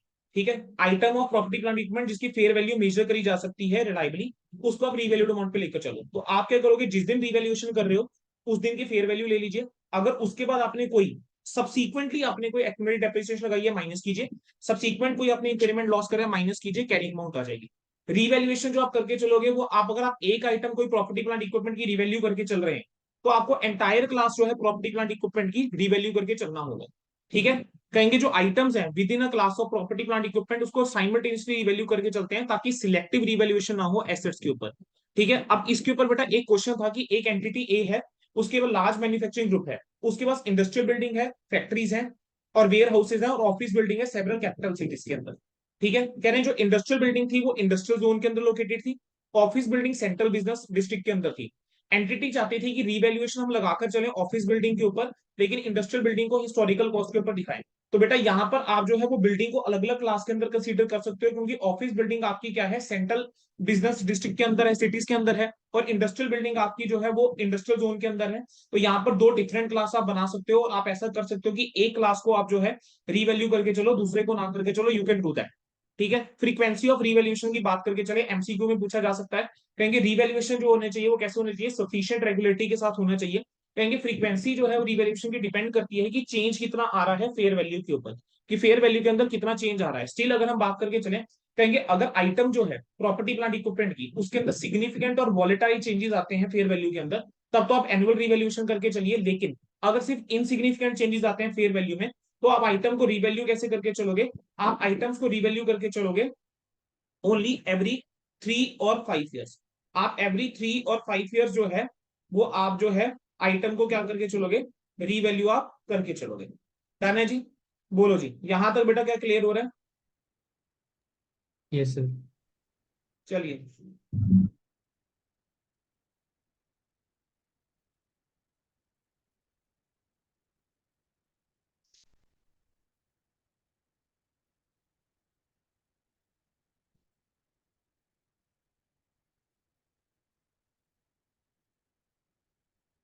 चलिए डिटर्मिनेशन ऑफ फेयर वैल्यू की अगर हम बात करके चलें, कहेंगे जो फेयर वैल्यू है item of property plant equipment की, वो डिटर्मिन कैसे होती है, मार्केट बेस्ड एविडेंस के ऊपर कर सकते हो। ठीक है, जो नॉर्मली आप कह सकते हो प्रोफेशनली क्वालिफाइड वैल्यू करके चलते हैं, लेकिन अगर कोई भी मार्केट बेस्ड एविडेंस आपके पास अवेलेबल नहीं है, क्योंकि स्पेशलाइज नेचर की आइटम है, या आइटम जो है वो रेयरली बिकती है, ठीक है, तो एंटरप्राइज जो है एस्टिमेट करके चलेगी फेयर वैल्यू, या तो कैसे कर सकती है, discounted cash flow objection, cash flow projection के थ्रू, या डेप्रिशिएटेड रिप्लेसमेंट कॉस्ट अप्रोच के थ्रू। इसके ऊपर आपके इंस्टीट्यूट ने कुछ ज्यादा जो है डिटेलिंग नहीं दी है। अगला आ जाता है बेटा अकाउंटिंग ट्रीटमेंट क्या होता है रीवैल्यूएशन के ऊपर। देखो बेटा रीवैल्यूएशन के ऊपर अकाउंटिंग ट्रीटमेंट की अगर हम बात करके चलें, इसके अंदर मुझे आपको जिस पॉइंट के ऊपर फोकस करना है ना, दैट इज दिस पॉइंट। आपको याद आ रहा है, चार्ट याद आ रहा है रीवैल्यूएशन वाला, बस इसके ऊपर फोकस करके चलो। देखो बेटा क्या होता है, अगर रीवैल्यूएशन जो है यानी इंक्रीज हो रहा है या डिक्रीज हो रहा है, अगर इंक्रीज हो रहा है तो वो कहता है आपको एंट्री क्या होगी, property plant equipment account debit to revaluation surplus. अगर डिक्रीज हो रहा है एंट्री क्या होगी, statement of P and L account debit to property plant equipment जो भी है। लेकिन यहां पर कुछ एक एक्सेप्शन थी, कहते हैं कि अगर पहले वैल्यू डिक्रीज हुई थी और फिर इंक्रीज हुई है, तो कह रहे हैं जितने से आपने पी एंड एल के अंदर राइट ऑफ करा हुआ था ना, आप पहले उतने से पी एंड एल को रिवर्स करोगे, फिर आप क्या लेकर आओगे, रिवैल्यूएशन सरप्लस। तो ऐसे सर्कमस्टांस के अंदर मेरी जो एंट्री हो जाएगी, that will be property plant equipment account debit to P and to revaluation surplus. तो पहले पी एंड एल को हम क्या करके चलेंगे, रिवर्स करके चलेंगे। सेम यहां पर था कि अगर पहले इंक्रीज हुआ था फिर डिक्रीज हुआ है, तो जब पहले इंक्रीज हुआ होगा तो you must have revaluation surplus. तो सबसे पहले आप रिवैल्यूएशन सरप्लस को आप रिवर्स करके चलोगे, फिर आप पी एंड एल डेबिट करोगे, and then you will credit PPE. इसके ऊपर बेटा मैंने आपको एक क्वेश्चन भी करवाया था क्लास के अंदर, अगर याद हो, देखो मैंने केस स्टडी लेकर चला था। मैंने कहा था मान लीजिए एक लैंड है 1 लाख रुपए की, वैल्यूएशन जो है उसकी 70,000 है, सबसीक्वेंट रिवैल्यूएशन हुई 60,000, 85,000, 110, क्या करेंगे। सर जब हमने ये वैल्यूएशन करी 70 पे, तो 1 लाख से 70 पे आया, डिक्रीज हुआ है, तो property plant profit and loss to property plant equipment 30,000, 30,000, subsequently 60,000 पे आ गया, सर वैल्यू गिरी ही है ना, तो P and L to PP ही चलेगा। अब क्या हुआ, वैल्यू बढ़ गई है, अलग अलग केसेस है सारे। अब 70 थी वैल्यू, अब 70 से कितना हो गया, 85 हो गया, 15,000 से वैल्यू बढ़ी है। आपके पास पी एंड एल आप डेबिट करके बैठे थे कितने से, 30 से, तो सबसे पहले पी एंड एल को रिवर्स करोगे कितने से, 15 तक, 30,000 तक पी एंड एल रिवर्स हो जाएगा, तो PPE land to profit and loss हो जाएगा। लेकिन अगर 110 वैल्यू होगी तो बेटा 40,000 से इंक्रीज हो गया, 40,000 से इंक्रीज का मतलब समझ रहे हो। यहां पर मैं ऐसा नहीं करूंगा सीधा रिवैल्यूएशन सरप्लस, नहीं सर, मैं क्या करूंगा, सबसे पहले 30,000 तक का पीपीई जो पी एंड एल का था, सबसे पहले उसको रिवर्स करूंगा, एंड रिमेनिंग के लिए बेटा मैं क्या करूंगा, रिवैल्यूएशन सरप्लस ले आऊंगा। ठीक है, सिमिलर यहां पर हमने करा था दूसरा केस, लैंड की बुक वैल्यू है 1 लाख पे, आपने 120 पे वैल्यूएशन करी, बोलो एंट्री क्या होगी। सर 120 पे रिवैल्यूएशन करिए, property plant equipment account debit to revaluation surplus 20,000, 20,000। अब डेट पे चले गए, तो क्या करेंगे, 1 20 से डेट पे गए, सेम एंट्री 30,000 से हो जाएगी। अब 1 5 पे आ गए, सर 1 20 से आप नीचे आए हो, सर मेरे पास जो है कितना पड़ा है, 20,000 पे रिवैल्यूएशन सरप्लस पे पड़ा है, और मुझे 15,000 में नीचे आए हैं, तो 15,000 मैं 15,000 क्या कर दूंगा, नीचे कर दूंगा। 15,000 जो है मैं क्या कर दूंगा, नीचे कर दूंगा। ठीक है, ठीक है जी, डन है बेटो। चलिए रिवैल्यूएशन सरप्लस की मैं बात करके चलूं, तो रिवैल्यूएशन सरप्लस आखिरी केस क्या है, 90,000। सर अब क्या हुआ सर, 1 20 से 90 पे आ गए सर हम, ठीक है, पहले हमने क्या करा था, 20,000 से बढ़ाया था, अब 90 पे आ गया, तो पहले 20,000 रिवैल्यूएशन सरप्लस रिवर्स करोगे, फिर पीएनएल यूज करोगे, फिर आपका क्या आ जाएगा, 30,000 आ जाएगा, डन है जी। तो बेटा ये आपका हो गया, तो रिवैल्यूएशन सरप्लस का आपका क्या करना है, आपको समझ में आ गया।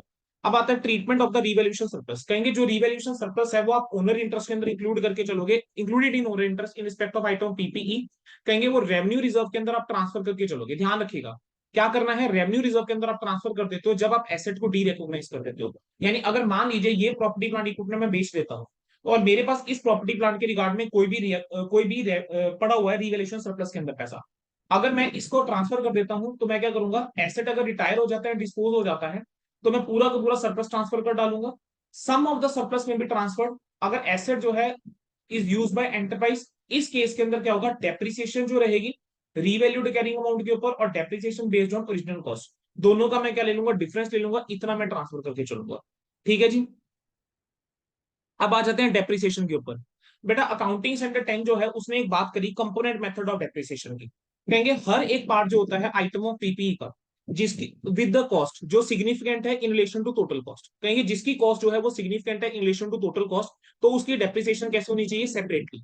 एक एंटरप्राइज को क्या करना चाहिए, एलोकेट कर देगा जो भी अमाउंट उसने इनिशियली एलोकेट करी है सिग्निफिकेंट पार्ट्स के अंदर, और हर एक पार्ट को आप सेपरेटली क्या करके चलोगे, डेप्रिशिएट करके चलोगे। ठीक है, कहेंगे अप्रोप्रिएट है कि आप सेपरेटली डेप्रिशिएट करके चलो एयर फ्रेम को और इंजन को। कह रहे हैं क्या ग्रुपिंग कंपोनेंट्स की पॉसिबल है, बिल्कुल सर, ग्रुपिंग का पॉसिबल है कि अगर यूजफुल लाइफ जो है और डेप्रिसिएशन का मेथड जो है अगर वो सेम है, तो आप क्या कर सकते हो, ग्रुपिंग आप करके चल सकते हो। कहेंगे उन पार्ट्स को आप ग्रुप करके चल सकते हो, डेप्रिसिएशन चार्ज कर सकते हो। कहेंगे जो डेप्रिसिएशन चार्ज है हर एक पीरियड के लिए आप statement of P and L में रिकॉग्नाइज करके चलोगे, तो profit and loss account debit to क्या हो जाएगा, डेप्रिसिएशन हो जाएगा। ठीक है, अब इसके अंदर आ जाता है जो डेप्रिसिएशन होता है मैन्युफैक्चरिंग प्लांट और इक्विपमेंट के ऊपर, वो कॉस्ट ऑफ कन्वर्जन का हिस्सा बनेगा, मैन्युफैक्चरिंग कॉस्ट का बेसिकली हिस्सा होता है, तो AS2 के अकॉर्डिंग इंक्लूड होगा। ठीक है, जो डेप्रिसिएशन होती है प्रॉपर्टी प्लांट इक्विपमेंट के ऊपर जो डेवलपमेंट एक्टिविटीज के लिए यूज हुई है इंटेंजिबल एसेट की, उसको AS26 के अंदर हम रिकॉग्नाइज करके चलते हैं। ठीक है, अब डेप्रिशिएबल अमाउंट क्या होता है, depreciable amount is basically cost of asset minus the residual value. ठीक है, जो डेप्रिशिएबल अमाउंट है वो क्या है, cost of asset minus the residual value. अगर कॉस्ट ऑफ एसेट की जगह we can take the revalued amount, अगर आपने किसी इसको रीवैल्यूएशन बेस पे सबमिट करा। डेप्रिसिएशन जो आप लगाकर चलोगे वो सिस्टमेटिक बेसिस पे लगा के चलोगे over the useful life. Useful life basically क्या होता है, the period over which asset expected है कि अवेलेबल होगा यूज के लिए, या फिर द नंबर ऑफ प्रोडक्शन या फिर सिमिलर यूनिट जो एक्सपेक्टेड है ऑब्टेन हो गए। और रेसिडुअल वैल्यू क्या होता है कि एंटरप्राइज को कितना पैसा मिल जाएगा eight the end of the useful life, कितना उसको डिस्पोज ऑफ करके पैसा मिल जाएगा।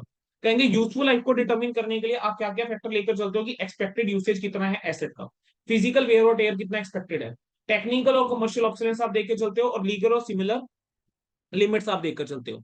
ठीक है, अब एंटिटी ए है, कह रहे हैं उसकी पॉलिसी है कि वो डेप्रिसिएशन प्रोवाइड नहीं करके चलती है प्रॉपर्टी प्लांट इक्विपमेंट के ऊपर जो कैपिटलाइज होते हैं जिस ईयर के अंदर, until the following year, but वो फुल ईयर की डेप्रिसिएशन लगाते हैं अगले साल। कह रहे हैं क्या ये एक्सेप्टेबल है, कहेंगे नहीं सर।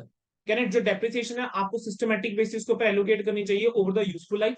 और यूजफुल लाइफ का मतलब है कि जब एसेट जो है वो अवेलेबल है यूज के लिए, तो डेप्रिसिएशन कमेंस हो जानी चाहिए जब एसेट जो है आपने एक्वायर करा है और अवेलेबल फॉर यूज है, तो जो आप कर रहे हो वो एक्सेप्टेबल नहीं है। कहेंगे रिव्यू करना है रेजिडुअल वैल्यू को और यूजफुल लाइफ को। कहेंगे जो आपकी एसेट की रेजिडुअल वैल्यू होती है और यूजफुल लाइफ होती है उसको आपको रिव्यू करना चाहिए हर फाइनेंशियल ईयर के एंड में। और अगर आपकी एक्सपेक्टेशन जो है वो प्रीवियस ईयर से प्रीवियस एस्टिमेट से डिफर कर रही है, तो बेटा ये चेंज इन अकाउंटिंग एस्टिमेट है, ध्यान रखना। ये क्या है, चेंज इन अकाउंटिंग एस्टिमेट है AS5 के अकॉर्डिंग।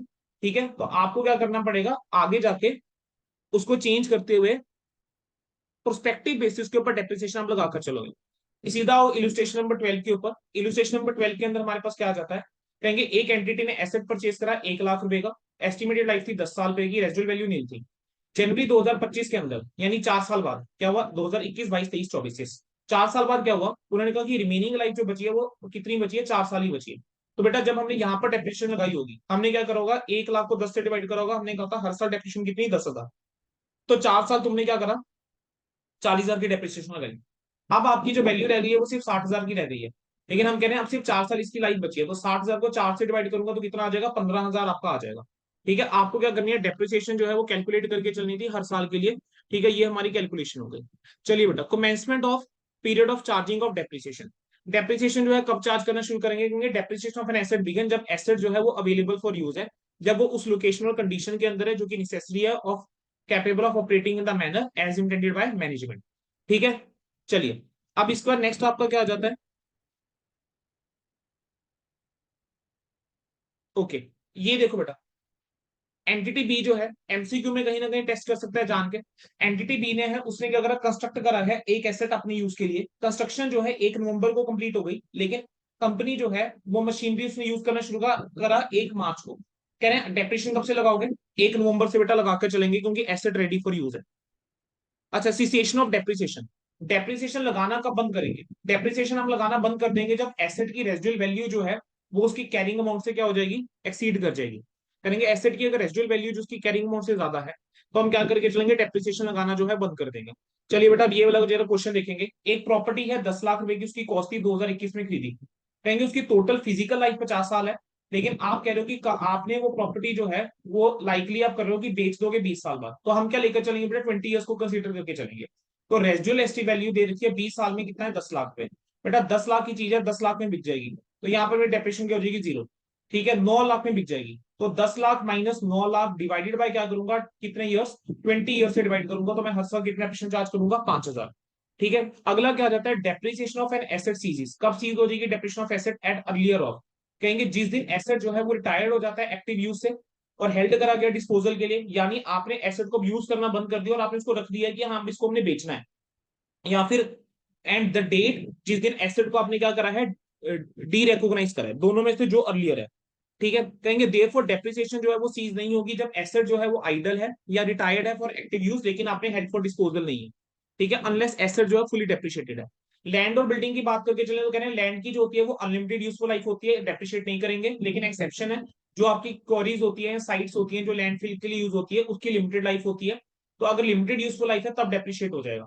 अगर कॉस्ट ऑफ लैंड के अंदर कह रहे हैं कॉस्ट ऑफ साइट डिसमेंटलमेंट है या रिमूवल और रिस्टोरेशन की कॉस्ट है, तो जो पोर्शन लैंड एसेट का डेप्रिशिएट होगा तो ये वाला पोर्शन जो है आप डेप्रिशिएट करके चलोगे। बिल्डिंग की बात करके चले लिमिटेड लाइफ होती है तो इसको आप डेप्रिशिएट करके चलोगे। अगर इंक्रीज हुआ है लैंड की वैल्यू के ऊपर जिसके ऊपर बिल्डिंग है, तो ये नहीं कि बिल्डिंग की अमाउंट के डेप्रिशिएशन आप इफेक्ट हो जाओगे। अब डेप्रिसिएशन मेथड की हम बात करके चले, वो कहता है कि एक एंटरप्राइज सिलेक्ट करके चलेगा मेथड जो क्लोजली क्या करे, रिफ्लेक्ट करेगी एक्सपेक्टेड पैटर्न ऑफ कंजप्शन क्या है और फ्यूचर इकोनॉमिक बेनिफिट। कह रहे हैं कि जो मेथड अप्लाई आप सिलेक्ट करोगे वो consistently period to period follow होना चाहिए। मेथड ऑफ डेप्रिसिएशन की बात करके चले तो आपका अकाउंटिंग स्टैंडर्ड सिर्फ तीन मेथड्स के ऊपर आ जाता है। कह रहे हैं एक होता है स्ट्रेट लाइन मेथड, एक होता है डिमिनिशिंग बैलेंस मेथड, दूसरा होता है unit of production method. Straight line method क्या होता है, इसके अंदर कांस्टेंट चार्ज लगता है यूजफुल लाइफ के ऊपर अगर रेजिडुअल वैल्यू एसेट की जो है चेंज नहीं होती है। डिमिनिशिंग बैलेंस कहता है कि डिक्रीज होता जाएगा चार्ज, और यूनिट्स ऑफ प्रोडक्शन मेथड जो होता है वो एक्सपेक्टेड यूजर आउटपुट के ऊपर बेस्ड होता है। कह रहे जो भी डेप्रिसिएशन का मेथड है वो आपको हर साल के एंड में क्या करना चाहिए, रिव्यू करना चाहिए, और अगर सिग्निफिकेंट चेंज हुआ है एक्सपेक्टेड पैटर्न ऑफ कंजप्शन पे आपको मेथड चेंज कर लेना चाहिए।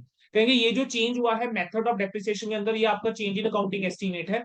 और डेप्रिसिएशन जो है मेथड अगर बेस्ड ऑन रेवेन्यू की बात करके चल रहा है, कह रहे एक डेप्रिसिएशन मेथड जो रेवेन्यू के ऊपर बेस्ड है is generally generated by an activity जिसके अंदर आप that include use of asset is not appropriate, वो मेथड एप्रोप्रिएट नहीं है, बिकॉज जो प्राइस कंपोनेंट होता है रेवेन्यू का वो इफेक्ट होता है। ठीक है, अब आता है determination of the appropriate depreciation method. चलेंगे आगे, अब अगला आता है change is existing decommissioning restoration and other liabilities. कहेंगे जो कॉस्ट है प्रॉपर्टी प्लांट इक्विपमेंट की में undergo changes subsequent to acquisition. जब आपने एक्विजिशन करी है बेटा उसके बाद कई बार ऐसा हो सकता है कि कुछ चेंजेस हुए हैं, जैसे लाइबिलिटी के अंदर चेंज हो गया, या प्राइस एडजस्टमेंट हो गया, या ड्यूटीज के अंदर चेंज हो गया, या इनिशियल एस्टिमेट जो आपने लगाया था डिसमेंटलिंग के लिए उसके अंदर चेंज हो गया, तो कहेंगे इसको आप क्या करके चलोगे, इंक्लूड करके चलोगे कॉस्ट ऑफ एसेट में। कहेंगे जो अकाउंटिंग है इस चेंजेस की वो डिपेंड करेगी कि आप कॉस्ट मॉडल यूज कर रहे हो या रिवैल्यूएशन मॉडल यूज करके चल रहे हो।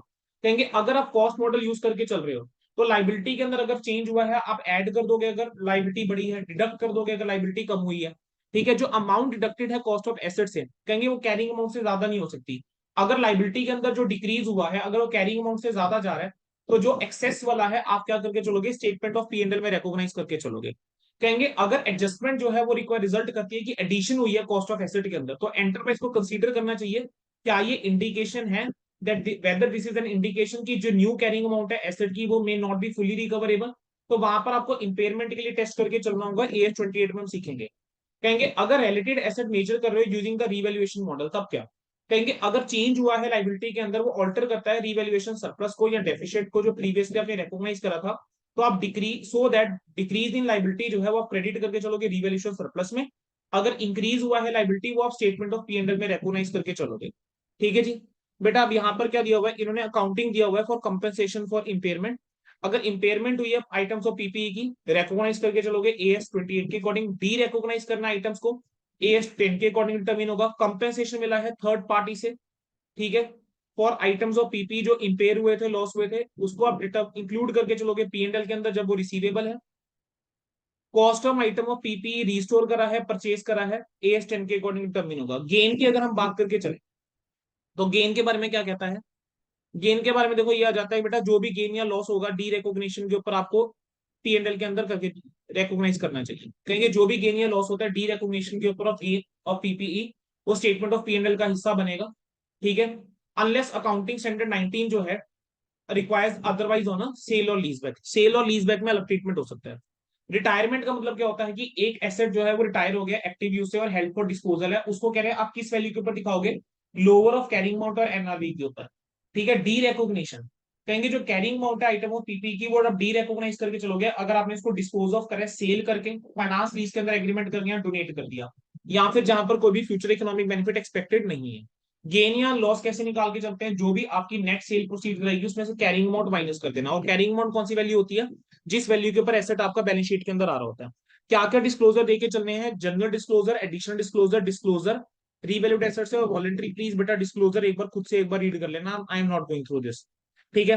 एमसीक्यूज जो है आप लोग खुद से रीड करके चलेंगे इस पॉइंट पे, एमसीक्यू मैं अभी डिस्कस करके नहीं चल रहा हूँ, एमसीक्यू आप लोगों ने खुद जो है वो करके चलना है। ठीक है, चलिए बेटा मुझे आपके साथ जो डिस्कस करके चलने हैं क्वेश्चन, मुझे आपके साथ डिस्कस करके चलना है क्वेश्चन नंबर 11 डिस्कस करके चलना है। ठीक है, क्वेश्चन नंबर 11 जो है मुझे डिस्कस करके चलना है। कह रहे हैं एक एंटिटी है, उसने ये नोट दिया है फाइनेंशियल स्टेटमेंट के अंदर। कह रहे हैं कंपनी जो है वो चूज करती है कि वो डेप्रिसिएशन चार्ज नहीं करके चलेगी प्रॉपर्टी प्लांट इक्विपमेंट के ऊपर ऑन अकाउंट ऑफ। उसने आगे पूछा क्या है, आपको बताना है state the appropriateness of the above accounting policy in line with the relevant accounting standard. Relevant accounting standard के अकॉर्डिंग आपको बताकर चलना है कि ये सही है या नहीं है। चलो क्या क्या बोला है, कह रहे हैं annual maintenance contract being expense thereby बाय इंश्योरिंग की टाइमली रिपेयर और प्लांट मशीनरी की हो रही है। बोलो बेटा क्या कहते हो। कह रहे हैं कंपनी कह रहे हैं कि हम डेप्रिसिएशन जो है वो चार्ज नहीं करके चलेंगे। सर क्यों चार्ज नहीं करके चलेंगे, वो कह रहे हैं कि जो एनुअल मेंटेनेंस है वो बीइंग एक्सपेंस इंश्योर कर रहा है कि टाइमली रिपेयर हो रहा है प्लांट और मशीनरी। बेटा एक चीज समझिए, अगर कंपनी ने एनुअल मेंटेनेंस कॉन्ट्रैक्ट अगर एंटर करा भी हुआ कि टाइमली रिपेयर हो रही है, वो एक रनिंग कॉस्ट है। ठीक है, ये एक्सपेंस करा जाता है ताकि मशीन जो है वो ऑपरेट करे जैसा हम चाहते हैं, मशीन कंटिन्यू चलती रहे जैसा हमारी इंटेंशन है। ठीक है, यानी मशीन जो है वो यूज हो रही है रेगुलर बेसिस के ऊपर। ठीक है, और हम क्या करते हैं जब भी कॉन्टिन्यूस यूसेज होता है तो वेयर एंड टेयर होगा ही होगा। और डेप्रिसिएशन क्यों चार्ज करी जाती है, ठीक है, उस वेयर एंड टेयर को रिकॉग्नाइज करने के लिए। तो ये जो कंपनी कह रही है ना कि क्योंकि हमने एनुअल मेंटेनेंस कॉन्ट्रैक्ट करा हुआ है तो हम डेप्रिसिएशन चार्ज नहीं करेंगे, भाई गलत हो तुम, यहाँ पर डेप्रिसिएशन तो चार्ज होगी। कह रहे हैं डेप्रिसिएशन जो है वो नॉन कैश एक्सपेंस है, उसका कोई भी इंपैक्ट नहीं है कैश फ्लो के ऊपर। अकॉर्डिंगली जरूरी नहीं है कि आप एसेट को डेप्रिशिएट करें जब रिपेयर और मेंटेनेंस चार्जेस जो होते हैं are expense in the statement of PNL. कह रहे हैं डेप्रिसिएशन ठीक है भाई, नॉन कैश एक्सपेंस है, उसका कैश फ्लो के ऊपर कोई इंपैक्ट नहीं है, तो जरूरी नहीं है डेप्रिशिएट करना।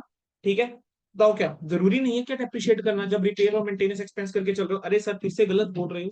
ठीक है, डेप्रिसिएशन मान लीजिए सर नॉन कैश एक्सपेंस है, नॉन कैश आइटम है, ये तो करेक्ट है।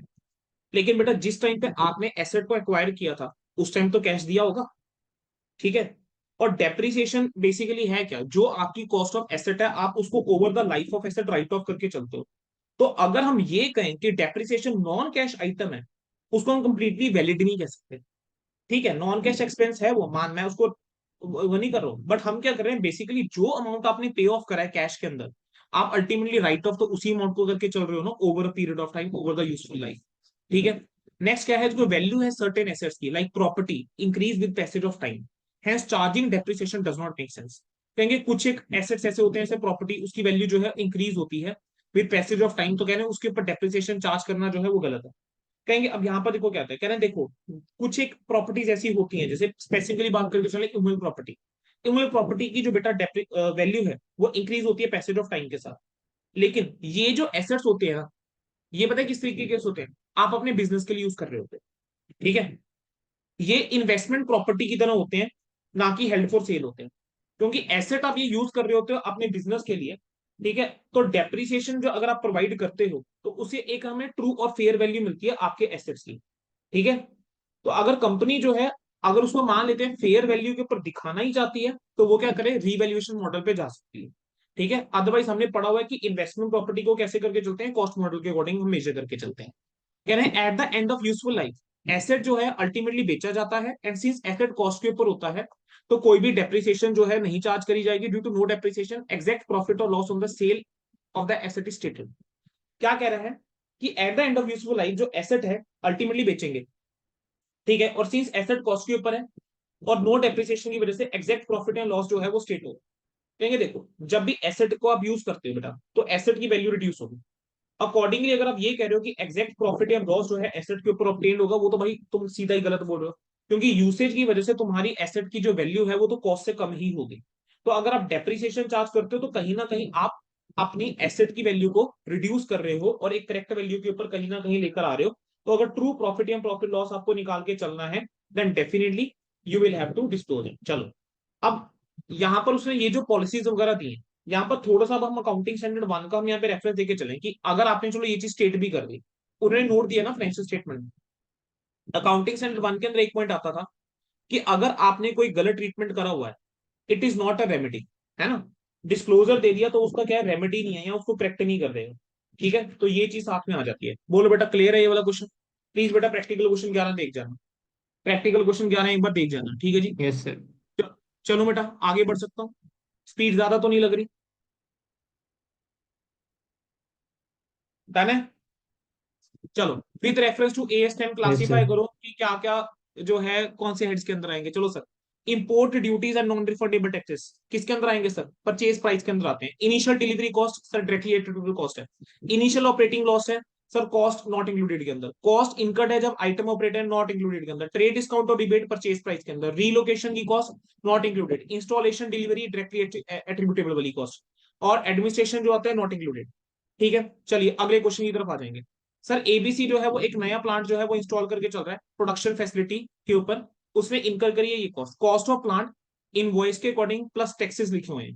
ठीक है, इनवॉइस प्लस टैक्सेस है 25 लाख रुपए का, तो 25 लाख पे तो ले लूंगा। इनिशियल डिलीवरी कॉस्ट बिल्कुल सर आ जाएगी। Sir cost of site preparation बिल्कुल आएगा सर। कंसल्टेंट यूज करा है एडवाइस के लिए फॉर एक्विजिशन, बिल्कुल प्रोफेशनल चार्जेस हैं, आ जाएंगे। इंटरेस्ट चार्जेस आपने पे करे हैं सप्लायर को of a plant for deferred credit. Deferred credit के लिए बेटा आपने क्या करा है, सप्लायर को पेमेंट करी है ना। तो ये क्या आपका क्वालिफाइंग एसेट है? नहीं सर, ये आपका क्वालिफाइंग एसेट नहीं है, क्योंकि आपका एक क्वालिफाइंग एसेट नहीं है। तो इस वजह से ये इंटरेस्ट जो है कैपिटलाइज नहीं होगा। एस्टिमेटेड डिसमेंटलिंग कॉस्ट जो इनकर होनी है 3 लाख बाद, 3 लाख की 7 साल बाद बिल्कुल आ ये जाएगी भी सर। करिए। ठीक है, operating losses before commercial production नहीं आएंगे सर। ठीक है, टोटल करोगे हो जाएगा, क्वेश्चन इज ओवर। चलिए बेटा नेक्स्ट क्वेश्चन। अर्का लिमिटेड जो है उसने क्या करा है, मशीनरी परचेज करी 3,000 लाख की। Okay sir. डेप्रिसिएशन चार्ज करते हैं 10% SLM बेसिस के ऊपर for a life of 10 years. Okay sir. Year 4 के एंड में कह रहे हैं मशीनरी को रिवैल्यू करा 2700 लाख रुपए ऊपर। वैसे and the same was adopted. कह रहे हैं कैरिंग अमाउंट बताओ एसेट की कितनी होगी ईयर 5 और 6 पे, अगर चेंज नहीं हुआ यूजफुल लाइफ में। सर देखो 3,000 की अगर आप लाइफ बोल के चल रहे हो, 3,000 लाख और 10 साल बोल रहे हो, तो हर साल 300 लाख रुपए की आपने डेप्रिसिएशन चार्ज करी होगी। तो 4 साल में आपने लगभग कितनी होगी डेप्रिसिएशन चार्ज करी होगी? 1200 लाख। तो बारह चार सौ साल बाद आपकी एसेट की वैल्यू है 1800। 1800। अब आप बोल रहे हो कि अभी 2700 पे है, तो आपने 900 से क्या करा, रीवैल्यू करा। ठीक है, बेसिकली 900 आपने क्या करा, रीवैल्यूएशन की एडजस्टमेंट करी। तो अब आपकी रीवैल्यूड अमाउंट है 2700। अब बाईस मेरी बाईस यूज डिवाइडेड बाई अभी भी कितनी छः। बची हुई है, 6 साल बची है। 6 ईयर्स। तो मैं क्या करूंगा, 5वें साल के अंदर 2700/6 इतनी डेप्रिशिएशन चार्ज करूंगा। ठीक है, तो मेरे पास क्या आ जाएगा, इतना डेप्रिशिएशन आ जाएगा। This will be my carrying amount after the year 5। और ईयर 6 के एंड में उसने कैरिंग अमाउंट पूछी है। अगेन बेटा 2700 को 6 से डिवाइड कर दो, 450 की डेप्रिसिएशन, 450 की डेप्रिसिएशन, तो आपकी ये वैल्यूज आ जाएंगी। क्लियर है जी, डन। बढ़ू आगे, easy. Yes sir. Next, Skanda limited जो है acquired machinery for 2.5 crore 5 years ago. Depreciation charge कर रहे हैं 10% के ऊपर on straight line basis. Useful I being 10 years. Okay sir, 2.5 crore की मशीनरी खरीदी थी 5 साल पहले, 10%। ओके सर, बस चेक कर लो कहीं पर मुझे रेजिडुअल वैल्यू ना दे रखी हो, नहीं दे रखी सर। सर 2.5 करोड़ के ऊपर 10 साल की लाइफ, आपने 1 करोड़ 25 की आपकी मशीनरी लगी, सीधा सीधा बात बोलो, 1 करोड़ 25 की मशीनरी लगी। अरे सर पूरा क्वेश्चन पढ़ लेना, नहीं तो पूरा गड़बड़ कर बैठोगे। Depreciation 10% straight line method basis के ऊपर चार्ज कर रहे थे, यूजफुल लाइफ 10 साल। तीसरे साल के बिगिनिंग में आपने रिवैल्यूएशन करके उसको कर दिया 3 crore. Surplus on revaluation being credit to revaluation reserve. Depreciation provide करी गई है रिवैल्यूड अमाउंट के ऊपर over the balance, useful life of 8 years. ठीक है, the machinery was sold in the current year for 1,12,50,000। ठीक है जी। चलो बेटा मैं चाहता हूँ ये वाला क्वेश्चन जरा खुद से अभी ट्राई करो, just give it a try.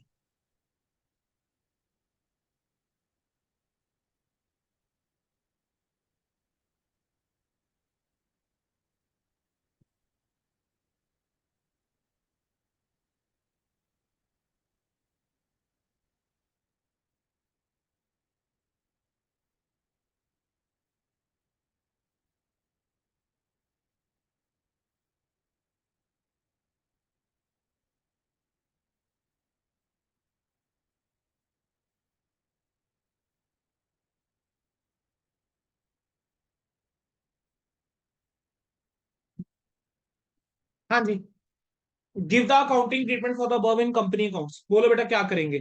चलो सर शुरू करते हैं। सर मुझे बताओ, बिगिनिंग ऑफ ईयर 3 में मशीनरी को तुम रीवैल्यू करते हो 3 करोड़ में, और रीवैल्यूएशन सरप्लस पे तुम ले गए। डेप्रिसिएशन प्रोवाइड करते हैं रीवैल्यूड अमाउंट के ऊपर बैलेंस 60 साल में।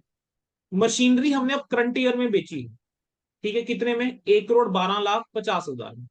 बस वो कह रहे ट्रीटमेंट बता दो, कह रहे हैं और अगर 42,50,000 में बेचते तब ट्रीटमेंट बता दो। सर पहली चीज मुझे पता है यहाँ पे क्या रिक्वायर्ड है, 5वें साल के एंड में कैरिंग अमाउंट कितनी है। चलो सर, कोशिश करते हैं यहाँ पे छोटे से बॉक्स के अंदर मैं कैलकुलेशन करने की। सर ओरिजिनली मशीन खरीदी थी 2.5 करोड़ की, आपने पहले 2 साल कितनी कितनी डेप्रिसिएशन लगाई होगी? ढाई, डेप्रिसिएशन 25 लाख, 10%, 25 लाख, पचास 25 लाख, लाख की डेप्रिसिएशन 50 लगाई लाख, होगी, दो दो करोड़ करोड़ के तुम्हारी वैल्यू रह गई। ये तुम्हारी बुक बिगिनिंग वैल्यू देन है या कैरिंग अमाउंट है तीन eight the and crore of year 2। अब तुमने रीवैल्यू एक करके करोड़ 3 करोड़ सरप्लस पे के ले गए, तो अब 3 करोड़ को मैं डिवाइड करूंगा कितने से? रिमेनिंग लाइफ से, यानी 8 साल से डिवाइड रिमेनिंग करूंगा। 8 ठीक है, यूजफुल और यस। आपने क्या करा, 8 से डिवाइड करोगे वो तो 1 साल की डेप्रिसिएशन आई। अब आपने क्या करा, 3 साल से मल्टीप्लाई कर दो क्योंकि फिफ्थ ईयर में निकालना है, तो 1 करोड़ तो रिवैल्यूएशन एडजस्टमेंट आई, तो 3 करोड़ वैल्यू आ गई। अब 3 साल की डेप्रिसिएशन अगर लगानी है तो मैं क्या कहूंगा, 3 crore divided by 8 years multiply by 3।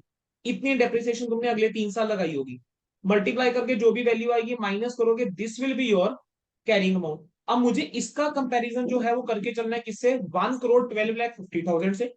ठीक है, तो जो भी बेटा मेरा गेन या लॉस आ रहा होगा वो हम देख लेंगे। ठीक है, सिमिलरली आपने क्या करके चलना है, ये जो 42,50,000 है इससे कंपैरिजन करके चलना है। ठीक है, जो भी गेन या लॉस आ रहा होगा वो देख लेंगे। चलो सर, ठीक है, अब यहां पर इसका अगर देखेंगे, देखो मैंने यहाँ सॉल्व करवाया था, ये तुम्हारा क्या आ जाता है, बुक वैल्यू आ जाती है इतनी। सर लॉस जो है आपने रिकॉग्नाइज कर लिया। अब अच्छा, अब याद करो सर, अगर आपने मशीनरी को क्या करा है बेटा, डी रिकॉग्नाइज कर रहे हो, और रीवैल्यूएशन सरप्लस था उस मशीनरी के रिगार्ड में, so now that has to be transferred to revenue revenue reserve. Reserve. ठीक है, तो जो आपका रीवैल्यूएशन सरप्लस में 1 करोड़ पड़ा होगा, दोनों ही केसेस के अंदर आप रीवैल्यूएशन रिजर्व के अंदर वो आप ट्रांसफर करके चलेंगे, खत्म। ठीक है सर, 1 करोड़। बढ़ूंगा अगले सवाल की तरफ। Question number 16, yes. Question number 16 की तरफ आ जाएंगे। ठीक है, अभी 3 क्वेश्चन बचे, 16, 17, 18। 16 मोस्ट इंपॉर्टेंट, बड़ा अच्छा क्वेश्चन फ्रेम करा हुआ इंस्टीट्यूट ने, मतलब एक ऐसा क्वेश्चन फ्रेम करा, मैं अगर आपको सीधा बोलूं, क्वेश्चन नंबर बेटा 16 अच्छे से पढ़ जाना। हो सकता है ये क्वेश्चन आपको केस स्टडी बेस की फॉर्म में मिल रहा हो। ठीक है, बेटा कुछ नहीं पता होता, कई बार देखा हुआ क्वेश्चन आ जाता है। ये केस स्टडी बेस के फॉर्म में क्या पता है, ऐसे ही क्वेश्चन आ जाए। चलो, अक्षर limited installed a new plant not a qualifying asset, अच्छा खुद ही बता रहा है भाई क्वालिफाइंग एसेट नहीं है, तो यहां से सीधा सा इंडिकेशन जाता है कहीं अगर इंटरेस्ट की बात हो गई तो मैं उसको कैपिटलाइज नहीं करने वाला सर। ठीक है, कॉस्ट ऑफ प्लांट गिवन है 30 लाख रुपए, initial delivery handling cost given है 1 लाख रुपए, cost of site preparation 2 lakh, consultant fees given है, इंटरेस्ट चार्जेस, अच्छा कुछ तो बातें करी हुई है। आगे क्या बोल रहा है, कहने कंपनी आइडेंटिफाई करके चलती है motors installed in the plant as a separate component at a cost of 5 lakh. कंपनी जो है वो क्या करके चलती है, आइडेंटिफाई करके चलती है मोटर्स, कह रहे हैं जो प्लांट के अंदर इंस्टॉल है उसको एज सेपरेट कंपोनेंट की तरह, और उसकी कॉस्ट जो है वो 5 लाख है। और अदर कॉस्ट जो एलोकेट करी गई है वो कितनी है? सर अदर कॉस्ट जो एलोकेट करी गई है वह टू वो प्रोपोर्शनेटली करी गई है। ठीक है, कंपनी ने एस्टिमेट करा कि प्लांट की यूजफुल लाइफ जो है वो 10 साल है, जबकि मोटर की क्या है, 6 साल है, और स्ट्रेट लाइन मेथड आप डेप्रिसिएशन का यूज करके चलते हो। ईयर 4 के एंड में कंपनी जो है वो मोटर जो है वो रिप्लेस करके चलेगी 6 लाख के ऊपर, और एस्टिमेटेड यूजफुल लाइफ जो नई मोटर की है वो भी 5 साल है। कहने कंपनी रीवैल्यू करती है entire class of fix asset को 5-4 साल के एंड में, और आप कह रहे हो रीवैल्यूड जो अमाउंट है पूरे प्लांट की वो 25 लाख है। ईयर 8 के एंड में आपने डिसाइड करा कि आप रिटायर कर रहे हो प्लांट को फ्रॉम एक्टिव यूज, और डिस्पोज ऑफ कर रहे हो plant as a whole 6 lakh रुपए का। कहेंगे कोई भी चेंज नहीं हुआ है डिसमेंटलिंग और साइट रिस्टोरेशन लाइबिलिटी में पीरियड ऑफ यूज में, आपको बताना है अकाउंटिंग स्टैंडर्ड 10 के अकॉर्डिंग क्या ट्रीटमेंट होगा। मतलब दिस इज द, मैं कह रहा हूं ना, कई क्वेश्चन बेटा होते हैं ना, that which are what I say master questions. ये एक मास्टर क्वेश्चन है जिसके अंदर आपका पूरे चैप्टर का कंसेप्ट जो है ना वो आपके सामने आ जाता है, पूरा चैप्टर आपका कह रहा है ना ओपन हो जाता है। जिसको ये क्वेश्चन समझ में आ गया, अच्छे से कर लिया, उसका बेड़ा पार है। चलो, सबसे पहले अगर मैं बात करके चलूं सर, सबसे पहले मैं इनिशियल रिकॉग्निशन की बात करके चलूंगा। इनिशियल रिकॉग्निशन की बात करके चले तो सर देखो 30 लाख रुपए में मैंने ये इंक्लूड हो जाएगा, इनिशियल डिलीवरी कॉस्ट इंक्लूड हो जाएगी, साइट प्रिपरेशन कॉस्ट इंक्लूड हो जाएगी, जो मैंने एडवाइस ली है एक्विजिशन को लेकर वो भी इंक्लूड हो जाएगी सर। इंटरेस्ट चार्जेस इंक्लूड नहीं होंगे, लेकिन ये जो एस्टिमेट है डिसमेंटलिंग का 50 वो 50,000 है आफ्टर 10 years, बट उसकी 50 प्रेजेंट वैल्यू इज 30,000 और मुझे 56 प्रेजेंट वैल्यू लेनी होती है 30,000 में ले लूँ। Operating losses before commercial production ये हिस्सा नहीं बनते ये हैं। भी नहीं है। तो बेटा ये मेरे पास क्या आ जाएगा, जो इन सब का टोटल आएगा, 81 now that is my total cost of the plant. लेकिन क्वेश्चन के अंदर उसने स्पेसिफिकली मुझे एक चीज बोल दी थी, कहेंगे कि हम जो है मोटर को जो है वो सेपरेटली जो है वो रिकॉग्नाइज करके चलते हैं। उसने मुझे क्वेश्चन के अंदर कहीं ना कहीं ये चीज बोल दी थी। ठीक है, तो अगर मैं यहाँ पर देखूं कि मोटर मेरी कितने की होगी, तो अब यहाँ पे देख के चलो सर, देखो प्लांट की जो टोटल कॉस्ट है दैट इज 30 लाख रुपीज। इस 30 लाख के अंदर मैं कह रहा हूँ 5 लाख जो है मोटर का है, तो कहीं ना कहीं मोटर जो है that is 1/6 of the cost of plant, है ना। तो बस हम क्या करेंगे, ये इन सबको टोटल करके बेटा अगर आप देखोगे 30 लाख प्लस 1 लाख 31, 31 और 2 33, 33 लाख 33 एट्टी पास। थाउजेंड टोटल आता है। 33 लाख 80,000 जो है वो टोटल है। अब मैं आपको कह रहा हूँ कि जो 5 लाख है out of this 30 lakh that is for the motor, तो मैं एक प्रोपोर्शनेट अमाउंट ले लेता हूँ। मैं कह रहा हूँ 33 लाख 80,000 का भी क्या है 1/6 जो है वो आपका क्या है, that will be your cost of motor, जिसको आप सेपरेटली आइडेंटिफाई करके चलोगे। तो अगर मेरे से कोई पूछता है cost of plant including motor कितना है, वो इतना है, और cost of plant excluding motor पूछता है, तो वो मैं इसका 5/6 मानूं। ठीक है, तो पहला पार्ट आपका ये होना चाहिए क्योंकि कंपोनेंट बेस्ड अकाउंटिंग चलती है। ठीक है, अब इसके बाद मैं बात करके चलूं सर मोटर के बारे में ना, इसमें कुछ मुझे बोला, कह रहे मोटर को जो है हम रिप्लेस सा करके चल रहे थे बेटा, कुछ तो हमने मोटर को यहाँ पे रिप्लेस करके चला। अब मोटर को अगर मैं रिप्लेस करके चल रहा हूं तो बेटा यहां पर क्या होगा, और मोटर को रिप्लेस कर रहा हूं ईयर 4 के एंड। चलिए बेटा देखते हैं सर आपकी जो मोटर की वैल्यू आएगी। ठीक है, मैं यहाँ पे बता देता हूँ बेटा मोटर की वैल्यू कितनी आ जाएगी, 5,63,333 ये आपकी मोटर की वैल्यू है। ठीक है, यहां तक समझ में आया सभी को। अब ये जो है आपने क्या करा होगा, इसको डेप्रिशिएट करा होगा। सर मोटर की क्या? यूजफुल लाइफ कितनी थी, 6 साल। 6 सर साल 4 साल की डेप्रिसिएशन स्ट्रेट लाइन मेथड के ऊपर लगाकर चलोगे तो सीधी सी बात है यार, इसको 6 से डिवाइड करो, 4 से मल्टीप्लाई करो, वो डेप्रिसिएशन आ जाएगी। तो ये माइनस करोगे आपके पास कैरिंग अमाउंट आ जाएगी मोटर की। ठीक है, चलिए आपके पास क्या आ जाएगी, कैरिंग अमाउंट आ जाएगी मोटर की। चलिए यहाँ पर आओ जरा, मैंने यहाँ पे सॉल्व कर रखा होगा, इस वाले क्वेश्चन को कहीं तो सॉल्व करा होगा डेफिनेटली।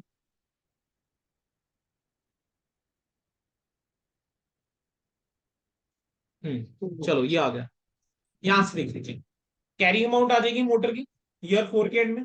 बोलो डन है जी, डन। Yes sir. यहां तक क्लियर होता है। अब तो कह रहे हैं कंपनी को क्या करना चाहिए, इस वाली अमाउंट को डी रिकॉग्नाइज करके चलना चाहिए, क्योंकि आप इसको रिप्लेस करके चल रहे हो। और फर्दर जो आपने अब एसेट खरीदा है, जो आपने मोटर खरीदी है 6 लाख रुपए की, उसको आपको क्या करना चाहिए, कैपिटलाइज करना चाहिए सेपरेट कंपोनेंट की तरह। और अगले 5 साल में इसके ऊपर कितनी डेप्रिसिएशन चार्ज करोगे, one lakh 1 lakh twenty plus. Thousand in each year. ठीक है बेटा, यहां तक क्लियर होता है। चलो सर, अब अगला क्या है, देखो सर आपने कुछ तो रिवैल्यूएशन भी करी है ना सर। आपने क्या करा, कंपनी रीवैल्यू कर रही है entire class of fix asset को at the end of year 4, और रीवैल्यूड अमाउंट प्लांट की एज अ होल बोल रहे हैं 25 लाख है। अब रीवैल्यूएशन पे एक बार आ जाओ। सर देखो आपकी प्लांट की जो कॉस्ट थी एक्सक्लूडिंग मोटर, वो ये वैल्यू है। आपने 4 साल की डेप्रिसिएशन लगाई होगी, तो आपके पास ये वैल्यू है। अब आप कह रहे हो कि टोटल 25 लाख रुपए का प्लांट है eight the end of year 4। ठीक है, समझ आ रहा है, 25 लाख टोटल है एज अ होल। मुझे पता है मैं मोटर रिप्लेस करता हूं तो वो मोटर ही 6 लाख की है, तो मैं कह सकता हूं कि ये जो बाकी प्लांट है उसकी रिवैल्यूड अमाउंट 19 लाख है फिर। तो रिवैल्यूड अमाउंट हमने क्या लेनी है, एक्सक्लूडिंग मोटर कितनी ली, 19 लाख। तो 19 लाख और इसका डिफरेंस कितना, 2,10,000। तो ये मेरा क्या कहेगा, गेन हो जाएगा, और इस गेन को कहां रिकॉग्नाइज करके चलूंगा, रिवैल्यूएशन रिजर्व के अंदर। ठीक है, और अब आप डेप्रिसिएशन जो चार्ज करके चलोगे रिमेनिंग के ऊपर, वो 19 लाख के ऊपर 6 साल में डेप्रिसिएशन आप चार्ज करके चलोगे। बोलो बेटा क्लियर है। Yes sir. अब ईयर 8 के एंड में क्या हुआ, आपने कंपनी ने क्या करा था, रिटायर कर दिया था प्लांट को एक्टिव यूज से, और डिस्पोज ऑफ करा था पूरा का पूरा प्लांट 6 लाख में। ठीक है, and dispose of the plant as a whole for 6 lakh. 6 lakh में हमने डिस्पोज ऑफ करा। तो बेटा अब इसको हम किस तरीके से करके चलेंगे। सर देखो मेरे पास दो कंपोनेंट्स हैं, एक मोटर है एक प्लांट एक्सक्लूडिंग मोटर है। तो मेरे को पता लग गया 25 लाख की बाइफर्केशन ये है 6 और 19। आपने क्या करा होगा, अगले 4 साल डेप्रिसिएशन चार्ज करी होगी। इसके ऊपर हर साल 1,20,000, क्योंकि इसकी लाइफ कितनी थी, 5 ईयर्स। इसके ऊपर क्या था, 6 साल की लाइफ थी। आपने पर ईयर की डेप्रिसिएशन निकाली है 6 से डिवाइड करके, तो ये आपकी वैल्यू आ जाती है कैरिंग अमाउंट जिस दिन आप डिस्पोज ऑफ करके चल रहे हो। अब आपने टोटल डिस्पोजल कितने में करा है, 6 लाख में, 6 लाख 6 को लाख। बांट लोगे किस रेशियो के अंदर, कैरिंग अमाउंट के रेशियो में बांट लीजिए। जो आपका रिजल्ट आएगा बेटा that is your loss on the, that is your loss that has to be written off to P&L। Done है बेटा, ये खत्म जी। Question number 17, Bharat infrastructure acquired a heavy machinery. ठीक है, आओ जो बेटा, अरे वाह।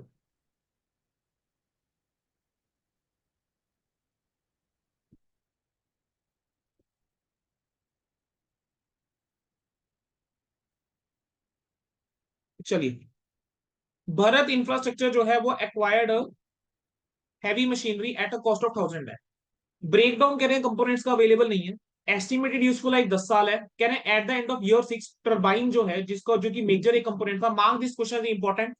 टर्बाइन जो है जो कि 6 साल के बाद आपने क्या था मेजर कंपोनेंट था, कहेंगे वो उसको रिप्लेसमेंट की जरूरत थी क्योंकि अनइकोनॉमिकल हो गया, तो कहेंगे जो रिमाइंडर ऑफ मशीन है वो अच्छी कंडीशन में है, और कहेंगे वो एक्सपेक्टेड है कि 4 साल उसकी और लाइफ रहेगी। और जो नई टर्बाइन की कॉस्ट है वो 450 लाख है। डिस्काउंटिंग रेट जो है 8% क्या है, अकाउंटिंग ट्रीटमेंट बता के चलोगे एज्यूम करते हुए स्ट्रेट लाइन डेप्रिसिएशन है। बोलो क्या करेंगे सर, 1000 में से क्या माइनस करूं, सबसे पहले तो डेप्रिसिएशन माइनस करो 6 साल के। ठीक है, क्योंकि ईयर 6 के एंड में कर रहे हो, 10 साल की यूजफुल लाइफ है। 1000 डिवाइड बाय 10 करूंगा, 100 पर ईयर, 100 × 6 is 600, 600 लाख की डेप्रिसिएशन माइनस करूंगा तो मेरे पास जो वैल्यू बचेगी वो कितनी बचेगी सर, क्या 400 लाख की वैल्यू बचेगी। क्लियर है। अब आपने क्या करा, नया टरबाइन खरीदा है, जो नया टरबाइन खरीदा है उसको रेकॉग्नाइज करके चलना है, लेकिन जो ओल्ड टरबाइन रिप्लेस कर रहे हो उसको डी रेकॉग्नाइज करके चलना है। अब क्वेश्चन आता है ओल्ड टरबाइन को किस वैल्यू पे डी रेकॉग्नाइज करो, सर वो वैल्यू मेरे पास अवेलेबल नहीं है, लेकिन मुझे इतना पता है कि 6 साल बाद, ठीक है, टरबाइन जो है वो 450 लाख का मिल रहा है। तो अगर मैं इस 450 लाख की प्रेजेंट वैल्यू निकाल दूं 6 साल पहले, तो मेरे पास आ जाएगा कितने पे डी रेकॉग्नाइज करके चलना है। So I will yes sir. Derecognise this 450 lakh at the present value. तो 450 डिवाइडेड बाय क्या हो जाएगा, 1.08 रेज टू द पावर 6। ठीक है, ये वैल्यू सॉल्व कर लेना। आपके पास बेटा जो वैल्यू आएगी उसको आप माइनस करके चलोगे, that will be your carrying amount of your turbine. और उसके ऊपर आप रिमेनिंग यूजफुल लाइफ के अंदर क्या कर देंगे बेटा, डेप्रिसिएशन जो है वो आप चार्ज कर देंगे। डन है जी। सर आखिरी क्वेश्चन, क्वेश्चन नंबर 18।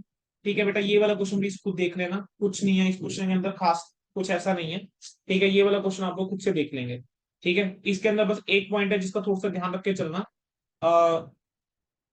ये था 63 लाख इंक्लूडिंग 5% जीएसटी जो है वो रिलाइज हुआ था। ध्यान रखना 63 लाख इंक्लूडिंग जीएसटी है और जीएसटी लाइबिलिटी होता है। तो आप डिवाइड करोगे 105 से, 5 से मल्टीप्लाई करोगे, ये 3 लाख रुपीज जो है वो आपका क्या है, जीएसटी वाला एलिमेंट है, इसको बस नहीं कंसीडर करके चलोगे, बस ये ध्यान रख के चलना है। ठीक है जी। तो आपने जो लेकर चलनी है वैल्यू वो 60 लाख की लेकर चलनी है। ये वाला क्वेश्चन सॉल्व करके देख लेना बेटा। मैंने आपका जो है अकाउंटिंग स्टैंडर्ड 10 खत्म कर दिया है। That's it from my side. अब मेरे को आपके साथ जो डिस्कस करना है AS10 के अंदर वो सिर्फ जो आपका पास के आपके आरटीपी और एमटीपी के अंदर अगर कोई सवाल है जो इस बार वाली है, मैंने अगर कोई AS10 का क्वेश्चन डाला है मेरे को वो डिस्कस करके चलना है। अदरवाइज मेरे पार्ट में बेटा AS10 पूरा हो गया है। हमने लगभग 1.5 घंटे का समय लगाया है, 1.5 घंटे से हल्का सा ऊपर समय लगाया है इस स्टैंडर्ड को करने में। ठीक है, रेदर 1.5 घंटा भी नहीं लगा बेटा, 8:45 वी स्टार्टेड। ठीक है, अभी 10:15 भी नहीं हुए हैं, तो within less than 1.5 hour हमने स्टैंडर्ड जो है वो पूरी तरह से कवर कर लिया बहुत, और मेरे को लगता है बहुत कॉम्प्रीहेंसिव मैनर में कवर करके चले। ठीक है, मेरे को मैं पता नहीं, मुझे ऐसा लगा है स्टैंडर्ड करवाने के बाद कि इस बार अगर कोई बच्चा बस एक बार प्रेजेंटेशन पर्पस के लिए आधा घंटा और लगा दे क्वेश्चंस के ऊपर जो आपके हैं कि कैसे प्रेजेंट करके चलना है, तो उसको ये स्टैंडर्ड दोबारा उठाने की जरूरत नहीं है पेपर से पहले। बाकी ऑनेस्ट तो आप मेरे को बता सकते हैं कि ऐसी रिवीजन हुई है या नहीं हुई है, वो तो आप फीडबैक दे सकते हैं, बट मुझे ऐसा लगा है, मैं पर्सनली बहुत सेटिस्फाइड हूँ इस AS10 को करवाने के बाद। ठीक है, चलिए, तो एंड करें बेटा सेशन को, रिकॉर्डिंग बंद करें। AS10 में कोई सवाल समझ आ गया बेटा सारा। Yes sir. चलिए, रिकॉर्डिंग एंड करते हैं, ठीक है, देन डिस्कस करते हैं।